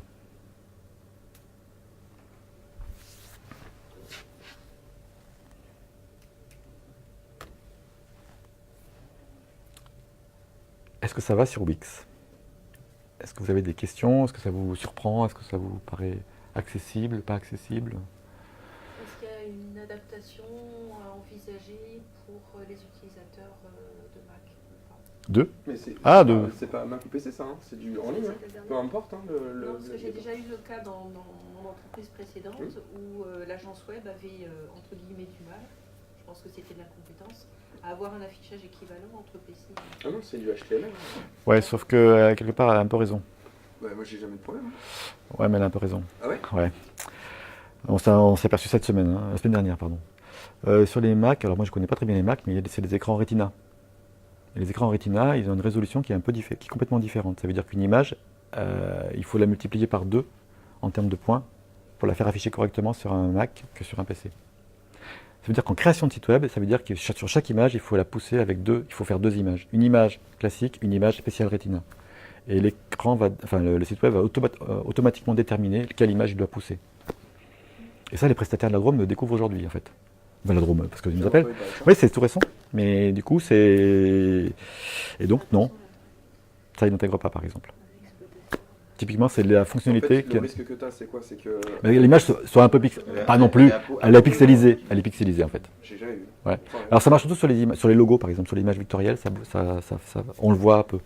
C'est pas non plus... c'est pas l'élément complètement déterminé, attention. Hein, mais c'est une question qu'on peut se poser, ouais. J'ai une question sur le lien avec l'hébergement. On peut utiliser Wix indépendamment de l'hébergeur qu'on utilise? Non, il n'y a pas d'hébergement. L'hébergement, il est chez Wix. Il est forcément chez Wix. D'accord. Donc si on a déjà un hébergeur, il faut le quitter. Et... Ouais. Ouais. C'est du packagé au sens complet. Alors après, il y avait un point faible sur Wix jusqu'à présent qui commence à devenir un point de moins en moins faible, c'est le référencement. Le référencement était un point faible avant sur Wix quand même. Aujourd'hui, ils ont beaucoup amélioré leur fonction et aujourd'hui, on peut travailler son référencement bien mieux qu'avant. Ça va? Oui, en parlant de référencement, justement, sur un outil comme ça sur Wix, on va travailler comment les mots-clés, les méta, les descriptions, tout ça, concrètement, on a la main dessus ou pas? Ouais.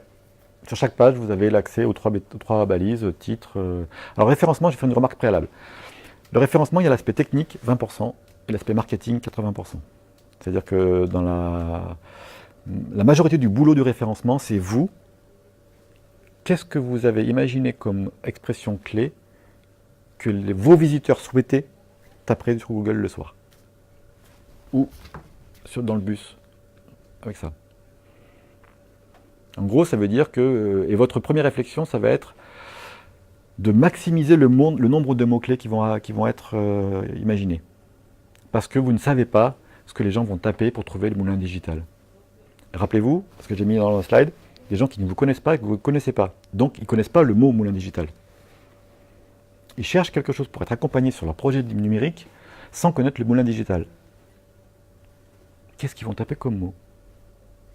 Et ça, par rapport à chacune de vos activités, réfléchissez, vous avez une liste de 50 mots minimum à travailler.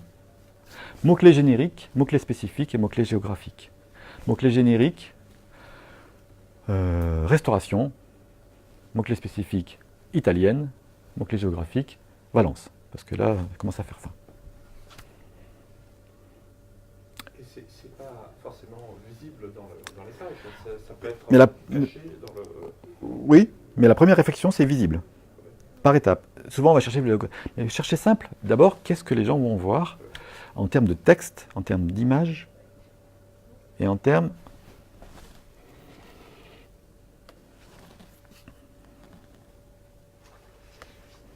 Quand on fait du live, généralement, ça marche jamais. Attention, hein, je me lance sur un truc là.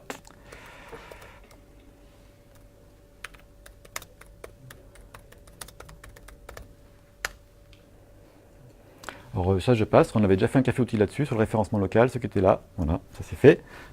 Qui sort en premier quand même. Hein. Une fois que j'ai passé ça, on va passer TripAdvisor. Hop, la Strada.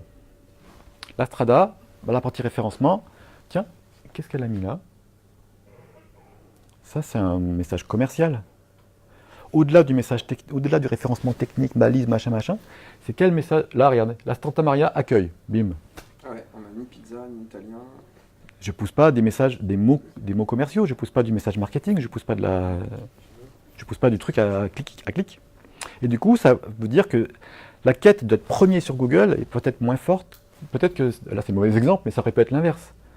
J'aurais peut-être cliqué sur celui-là alors qu'il était en 4e niveau. Alors que celui-là, accueil, ne me donne pas envie. Je ne le connais pas, il ne me connaît pas. Hein. Donc il y a des choses qui sont visibles, et ça, c'est travailler sur le texte, image, titre, etc.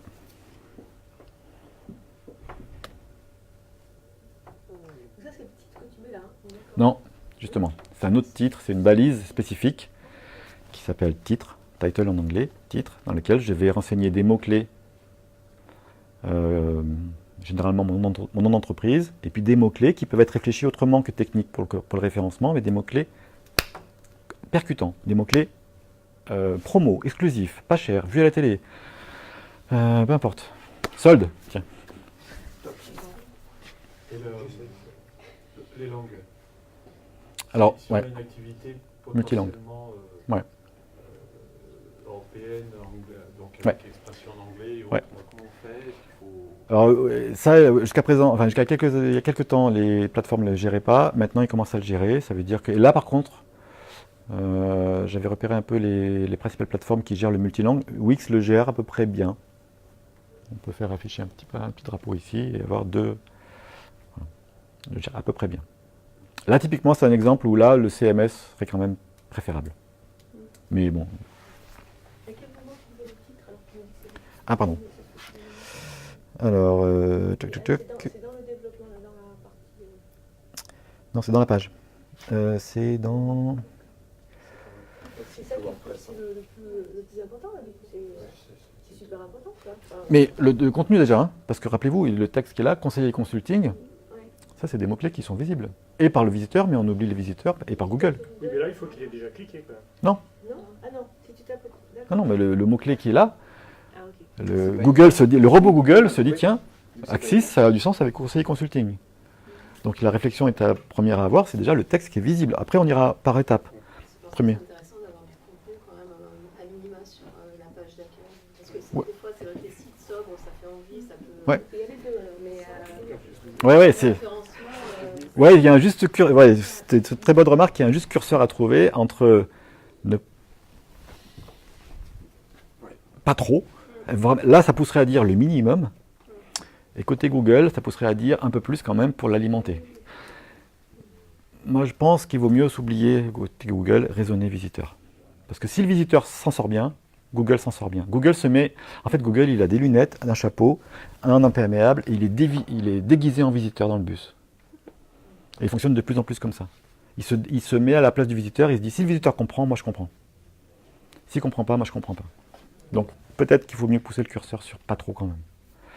Après, dans les images, on peut aussi pousser des choses. Hein. C'est-à-dire que l'image, est-ce que le visiteur voit? Est-ce que le visiteur ne voit pas pour le coup? Et donc, notamment là, on peut pousser des mots-clés. Mais là, on est sur un autre sujet qui est le référencement, hein, qui n'est pas le sujet d'aujourd'hui. Mais... Et donc, où est-ce que c'est? Il faut que je retrouve. J'ai une question, Jean-Philippe. Oui. Est-ce qu'on peut rattacher un mot-clé à chaque photo? Oui. Bah, déjà par le nom du fichier. Voilà. Et du coup, plusieurs mots-clés. Identifié dans. Ouais, mais quand tu vas l'uploader, le nom du fichier, et après dans Wix, je crois qu'on peut mettre un titre à l'image.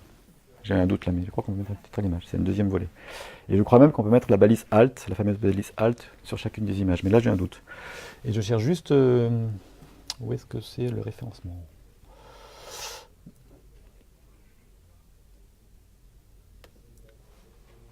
C'est pas ajouté.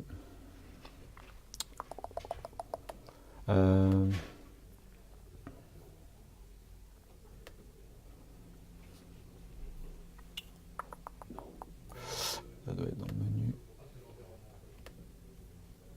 Ça va être là. SEO, voilà. Donc dans chaque page, vous arrivez sur la page, il vous guide vraiment, et ça vous trouverez nulle part ailleurs, ça c'est ça qui est fabuleux. Donc là, il vous dit, il vous montre comment ça apparaîtra dans Google tout à l'heure quand j'ai fait la Strada, machin. Finance Consulting, le lien URL et le descriptif. Donc là, alors là, il faut que je passe en mode payant. Non, pardon, pas besoin d'aller en mode payant. C'est où? C'est en dessous, je crois. C'est là. Et le mode payant chez Wix, c'est dans les 10 € que Oui. tu évoquais tout à l'heure. Oui. Et là, ça vous montre le titre de la page directement. Après, dessous, je vais sur la description, la balise description, mais je suis...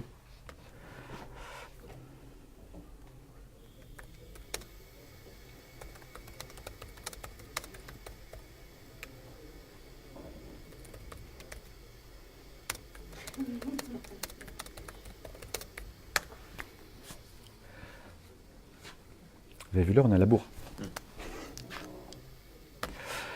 Sur Wix, on passe? Ok, niveau 2.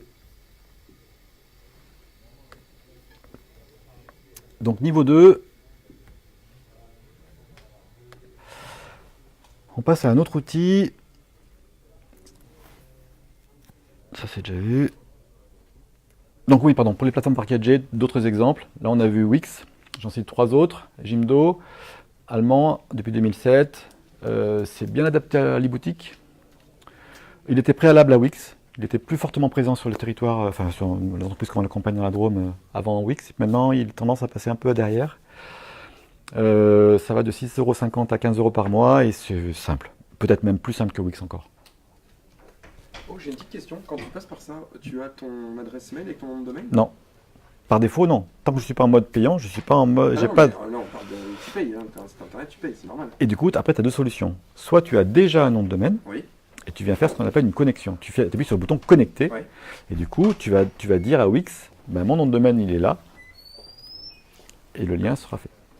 C'est un peu comme ça. Ils n'hébergent pas, Wix n'hébergera pas. Et après, il peut tes mails. Et après, il peut te proposer une offre dans laquelle tu vas réserver ton nom de domaine chez Wix avec la gestion de ton mail directement gérée par eux. Ah, mais c'est une bonne question, c'est une bonne, j'ai oublié de le dire.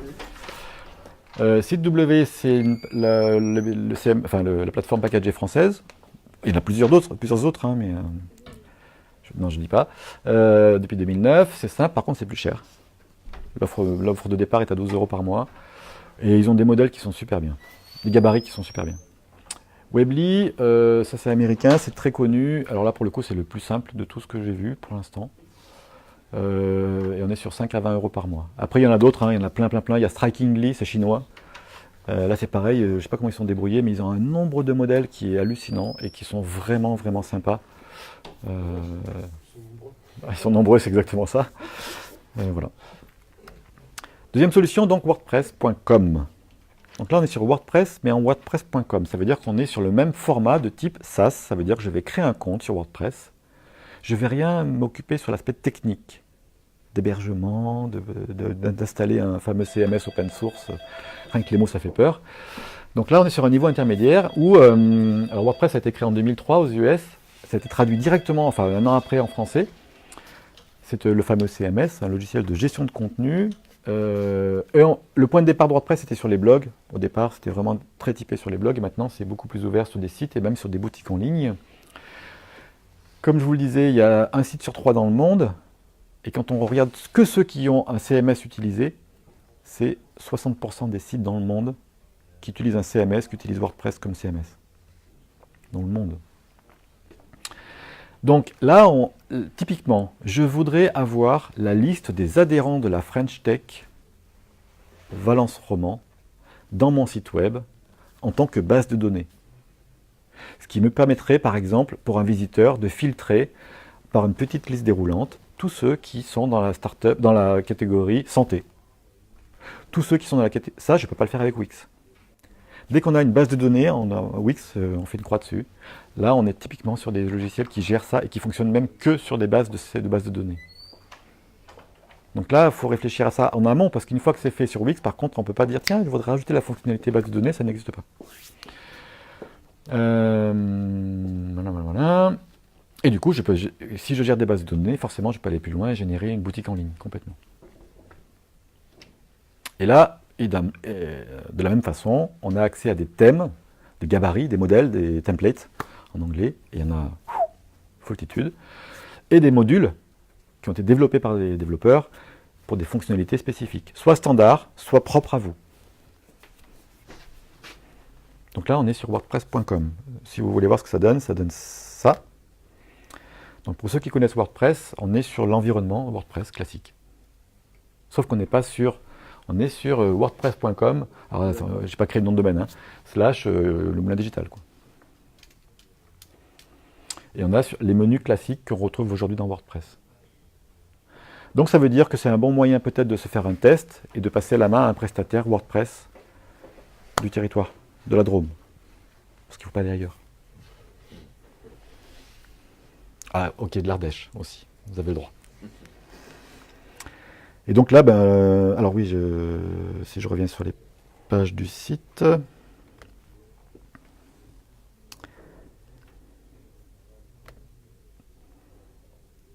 Je ne sais pas ce que j'avais fait d'ailleurs. Voilà, j'ai pris un modèle, j'ai retouché là, hein. J'ai juste mis Café Outil, Moulin Digital et ça, c'est tout.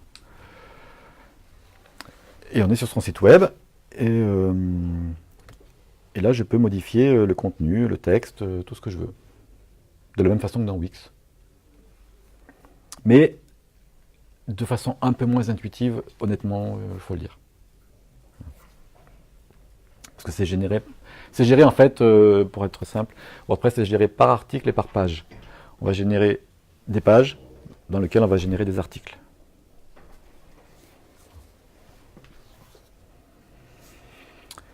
Et après, d'ailleurs, je peux très bien dire... Jean-Philippe, que les articles, c'est plutôt lié à, tu sais, à faire la promotion, un focus produit, un événement, un truc comme ça, que le contenu de la page. C'est le contenu de la page, des articles. Les articles, il faut faire attention aux mots. Ouais. Le mot article fait tout de suite mot produit, mot promotion. Non, c'est juste, en gros, ça correspond aux bandes dans C'est Wix. pas actualité article. Non. Typiquement, ça, c'est un article. Je peux pousser un article dessous, un article derrière. Je peux avoir plein d'articles sur une même page. C'est mais raisonne, ouais, c'est difficile. C'est là où je trouve que les mots utilisés par WordPress en français, ça va pas très bien. Parce qu'en fait, une article, c'est une page web. Mais il y a le mot page qui apparaît ici, donc ça perturbe les gens, et des fois, on ne sait pas si on fait une page, on fait un article. Même nous, sur notre site, des fois, on est un peu perdu. Et puis, par exemple, là, je voudrais... j'aime pas ce thème. C'est moche. Je change. Ok. Mais je vais changer mon thème. Et là, regardez. Hop là. Et là, ne raisonnez pas forcément gratuit. Parce qu'un thème, en gros, c'est 50 €. Pour 50 €, vous allez sur ThemeForest, par exemple. ThemeForest, c'est une banque en ligne de thèmes, WordPress notamment. Et vous avez foultitude de thèmes. Donc j'avais pris celui-ci, mais il y en a plein. Et après, je peux chercher par mots-clés. En anglais, par contre. Ici. Je mets des mots-clés qui correspondent à ce que je cherche comme mots-clés en lien avec les thèmes. Est-ce que ça va? Une remarque par rapport à WordPress, c'est quand on voit tous les exemples qui sont là, on se dit c'est très riche. En réalité, quand on va après explorer le contenu de chacun des thèmes, c'est pas forcément parlant. Certains sont parlants, d'autres non. Par défaut de contenu, justement, dans les exemples proposés. Déjà, c'est du texte qui en latin, généralement, c'est du latin. Et puis même les photos ne sont pas forcément adaptées à votre activité. Et puis... Mais c'est pas forcément renseigné, même en photo d'exemple, même en texte. Ah ouais? Ah oui. D'accord. Il faut aller chercher vraiment en profondeur pour voir le rendu effectif. D'accord. Et le texte, c'est vraiment une apparence. Ça n'induit pas une arborescence. Si. Si. Ouais, Ça comprend en fait. C'est comme si je disais, tiens, je vais chercher une boutique d'Arty, clé en main, que je m'installe. Et après, je veux l'adapter à ma sauce. Donc j'ai un Darty avec une porte d'entrée Darty, avec un logo Darty. Je rentre, il y a la boutique des cafés à gauche, des ordinateurs à droite et des réfrigérateurs à gauche. Et ben je veux changer, j'adapte. Mais ça va jusque-là. C'est-à-dire que ça va jusqu'à mes premiers menus, mes premiers contenus par menu, mon arborescence donc, et mes parties graphiques. C'est pas un skin, c'est vraiment... non, c'est pas qu'un skin. Tous les thèmes ne seront pas interchangeables. Il faut qu'ils aient une ergonomie similaire. Disons que si j'ai commencé à renseigner tout mon contenu dedans, si je change mon thème, là par contre, je vais écraser plein de trucs, quoi.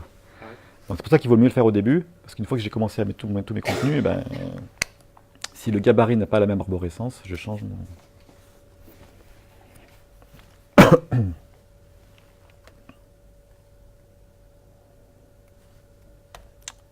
Et troisième niveau, qui est le niveau finalement le plus opérationnel, qui est WordPress.org. Mais là, attention, on passe au niveau 3. Ça veut dire que il faut trouver un hébergeur, ou vous l'hébergez vous-même. Ou alors, il y a une solution intermédiaire, c'est de faire croire que votre ordinateur est un service web. Faites croire que votre ordinateur est un hébergeur web. Et donc, vous avez plein de tutos sur Internet. Vous allez télécharger ce qu'on appelle WAMP. Moi, je l'ai fait récemment. Là. WAMP, c'est pour émuler un serveur sur sa machine. Et du coup, vous arrivez à un truc comme ça. Vous avez en fait un WordPress. Là, pour le coup, c'est le vrai menu WordPress qu'on a sur un site hébergé. Mais on est en local. Là, je suis sur cette machine-là. Et puis après, lorsque votre site est finalisé, Et bien là, vous cherchez un hébergeur, local c'est mieux, et vous lui demandez d'héberger votre site web. C'est Donc, WAMP. WAMP, W-A-M-P. Ça permet de faire un site bac à sable?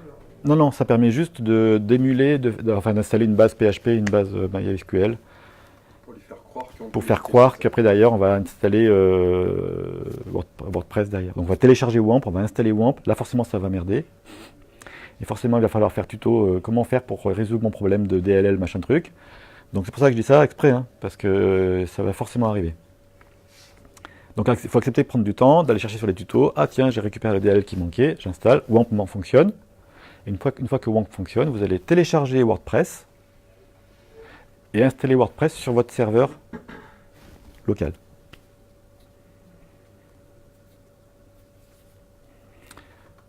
Mais l'avantage, c'est que du coup, là, je peux être hors ligne. Ça fonctionne.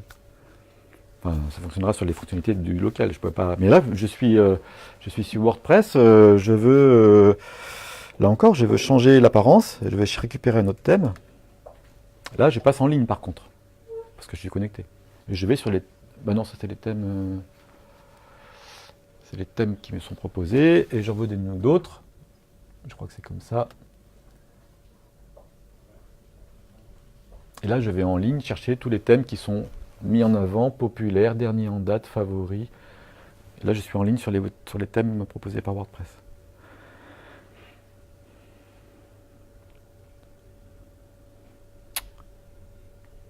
Voilà. Est-ce que vous avez des questions? Ouais, je veux juste savoir où est-ce que je trouve tes modules d'extension. Extension. C'est ici extension. Ouais, sur les modules de WordPress. C'est bon, j'ai gardé. Et après, tu as toute une bibliothèque d'extensions. Par exemple, il y a des extensions qui sont intéressantes à réfléchir, notamment quand on fait de l'e-commerce. C'est comment je vais connecter ma base article, qui est déjà existante dans un ERP, dans un logiciel, ma base client qui est déjà existante, pour éviter que lorsque un client commande, je dois me retaper la saisie du client, du produit, du machin. Et ça, typiquement, c'est une demande toute bête, hein, mais c'est pas simple à gérer ça, finalement. C'est un truc qui paraît tellement évident, mais c'est super compliqué. Et il y a des modules qui existent dans WordPress qui permettent de le faire. Simplement, il faut avoir le logiciel qui va bien derrière. J'ai travaillé un Excel spécifique à moi avec un onglet client, un onglet produit, un onglet machin, ça marche plus. C'est mort. Et là, on rentre en mode bidouille. Ça veut dire que je vais adapter. Voilà. Par contre, j'ai un Sage, une bibliothèque Sage, ça peut marcher. Il faut trouver l'extension qui permet de faire la passerelle entre WordPress et Sage. Ah oui, alors peut-être. Pardon, j'ai dit que c'est fini, mais juste une petite slide, s'il vous plaît, avant. C'est parce que c'est pas tout à fait fini. Il reste une petite demi-heure. La vente en ligne, quand même. C'est un cas un peu spécifique. Donc, la vente en ligne, mode 1. Donc, mode Wix. Donc, on reste en mode abonnement mensuel, classique. Et là, dans Wix, vous avez vu qu'il y avait la fonctionnalité boutique. Mais je peux aussi utiliser un service dédié qui est les concurrents de Wix, dédié à l'e-commerce, qui s'appelle Shopify, par exemple. Donc on est sur le même modèle, c'est-à-dire un modèle packagé complet. Je crée un compte, je n'ai pas d'hébergement à choisir, mais c'est un outil dédié à l'e-commerce. Il ne sera pas. Vente en ligne, ça inclut paiement en ligne. Exactement, paiement et transport. Parce que finalement, c'est deux thématiques différentes. C'est que je choisis mes modes de paiement et mes modes de livraison. Si c'est du produit en tout cas. Si c'est du téléchargement, c'est facile. Mais... Là, il y a de l'interface bancaire à faire. Et bien justement, c'est à vous de choisir. Est-ce que vous voulez faire payer les gens PayPal, carte bancaire, des outils propres à la plateforme Shopify? Mais si vous faites carte bancaire, effectivement, il y a le logiciel de votre banque à installer. Mais Shopify le gère super bien. Et même Wix le gère super bien. Mode 2, donc là on est, rappelez-vous, sur CMS plus module e-commerce. Donc là par exemple sur WordPress, vous avez des modules spécifiques qui sont dédiés à l'e-commerce. Et notamment il y en a un qui est très connu et qui fonctionne très bien, qui s'appelle WooCommerce, et qui va transformer votre WordPress en boutique en ligne en fait. Donc vous êtes sur la base d'un WordPress classique, et vous le transformez en boutique. Ça veut dire que la différence entre l'un et l'autre, page standard c'est des pages, et page boutique en ligne, vous gérez des catégories, et dans ces catégories vous gérez des fiches produits. Donc c'est un format spécifique. Et il y a un bouton acheter. Et le troisième mode, qui est le mode 3, qui est le mode des plateformes dédiées. Tout à l'heure, Jonathan a parlé de PrestaShop, je crois. Là, on est sur l'outil CMS dédié à la vente en ligne. PrestaShop, c'est français et c'est en France le plus connu, évidemment. Ouais, ouais. Et Magento, qui est un autre outil CMS qui est alors l'équivalent en termes de fonctionnalité, qui est réputé le plus performant. Là, c'est un peu la Rolls-Royce du CMS dédié, mais voilà.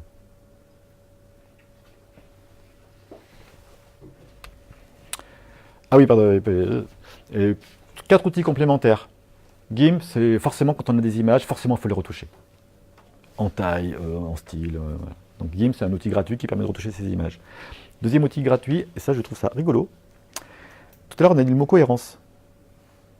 D'accord, mais j'ai une image qui correspond à l'image du moulin digital. Mais je ne sais pas quels sont les codes couleurs qui sont dedans. J'upload mon image sur cet outil-là. Il me donne les 5 couleurs HTML principales de mon image.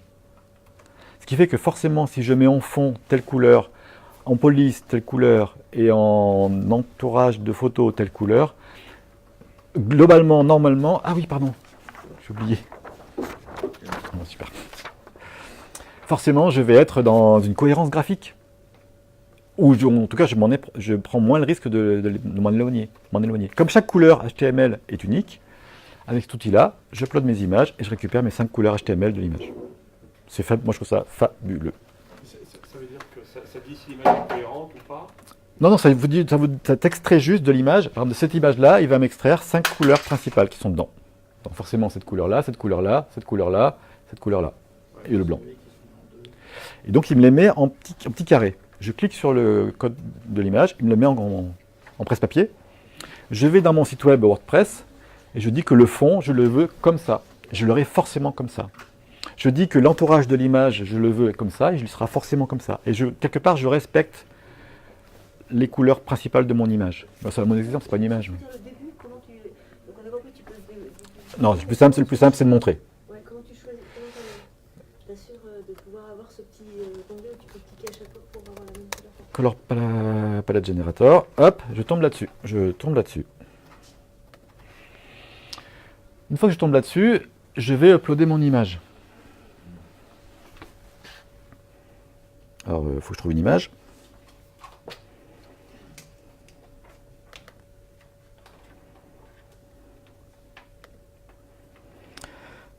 Tiens, celle-ci, hop. Ben non, je vais faire autrement, hop.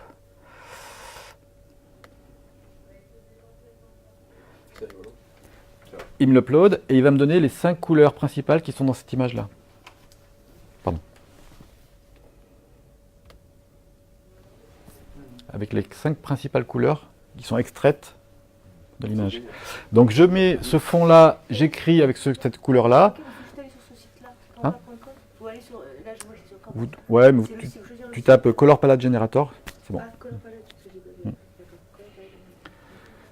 Et je mets dans mon menu à droite cette couleur-là, je vais respecter, et je mets mon image évidemment, ce qui est autour va respecter la cohérence graphique. Ça c'est top même pour un PowerPoint. Hein. Exactement. Ouais, franchement, ouais, c'est excellent. C'est un peu bizarre, mais les canvas qu'on fait, ils sont faits là-dessus. Et au fur et à mesure, tu fais un copier, un coller à chaque fois. Ouais. Ben là, par exemple, parce que chaque image du web a une couleur unique. Celle-là, par exemple, c'est le dièse 0C0C17. Je clique dessus, hop, copie. Il est en mémoire. Je vais dans mon WordPress, je vais sur le titre et je colle cette couleur-là. Et on peut l'utiliser inversement en changeant la tonalité d'une image pour lui faire respecter la charte graphique du site. Si l'image a des couleurs qui ne sont pas cohérentes, justement, non mais c'est difficile parce que c'est c'est qu'une couleur que tu copies à la fois.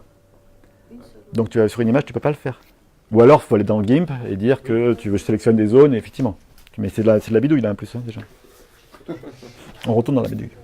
Mais inversement, effectivement, quand on a choisi donc une image qu'on va en changer au bout d'un moment, sans changer forcément tout ce qui va autour, la couleur de la typo, des encadrements, etc.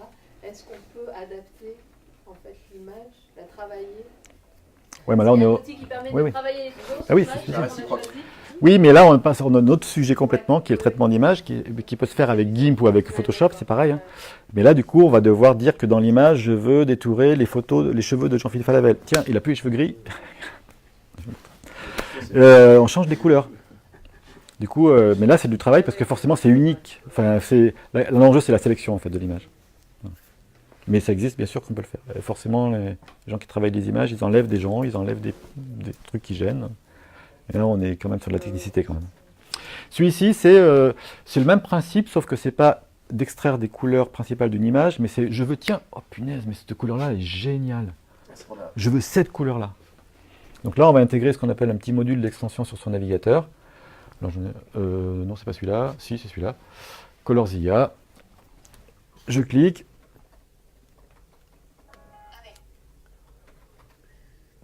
Pardon. Hop. Color picker. Hop. Non, c'est pas comme ça non plus. Picolor. Voilà. Mon curseur se transforme en petit truc. Et là, vous voyez, je vais là. Automatiquement, il m'a dit que cette couleur-là, c'est 225, 199.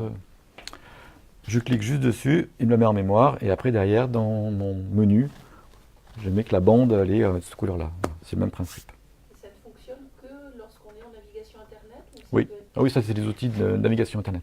D'accord. Parce qu'on Après, peut on a la même chose. avoir Des PDF avec, voilà, Ouais. bon exemple, une belle couleur. Ben ça, on ouvre l'image du PDF dans GIMP, et avec la petite pipette, on a la même chose en fait.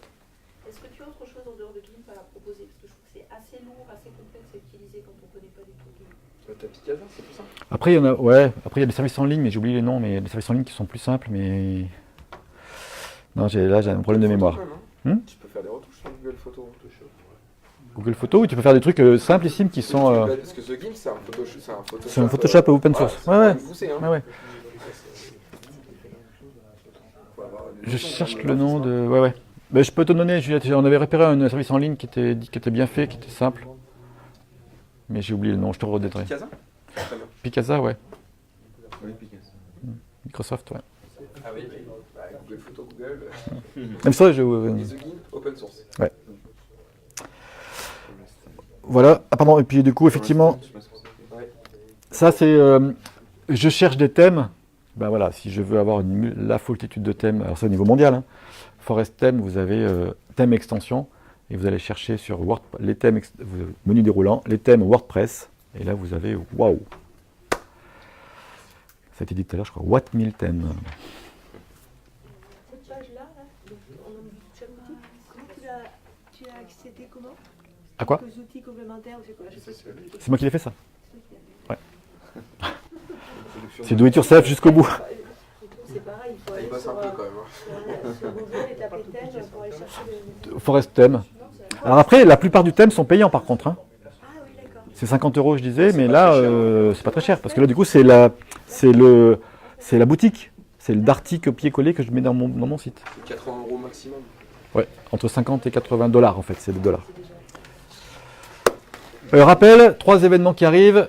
Le vendredi 25 janvier, on fait un événement qui s'appelle Ma Transfo sur la vidéo, ici. Le prochain café outil, un thème rigolo, c'est créer des cartes pour visualiser vos données avec l'outil qui s'appelle Carto. C'est vous savez qui s'y colle.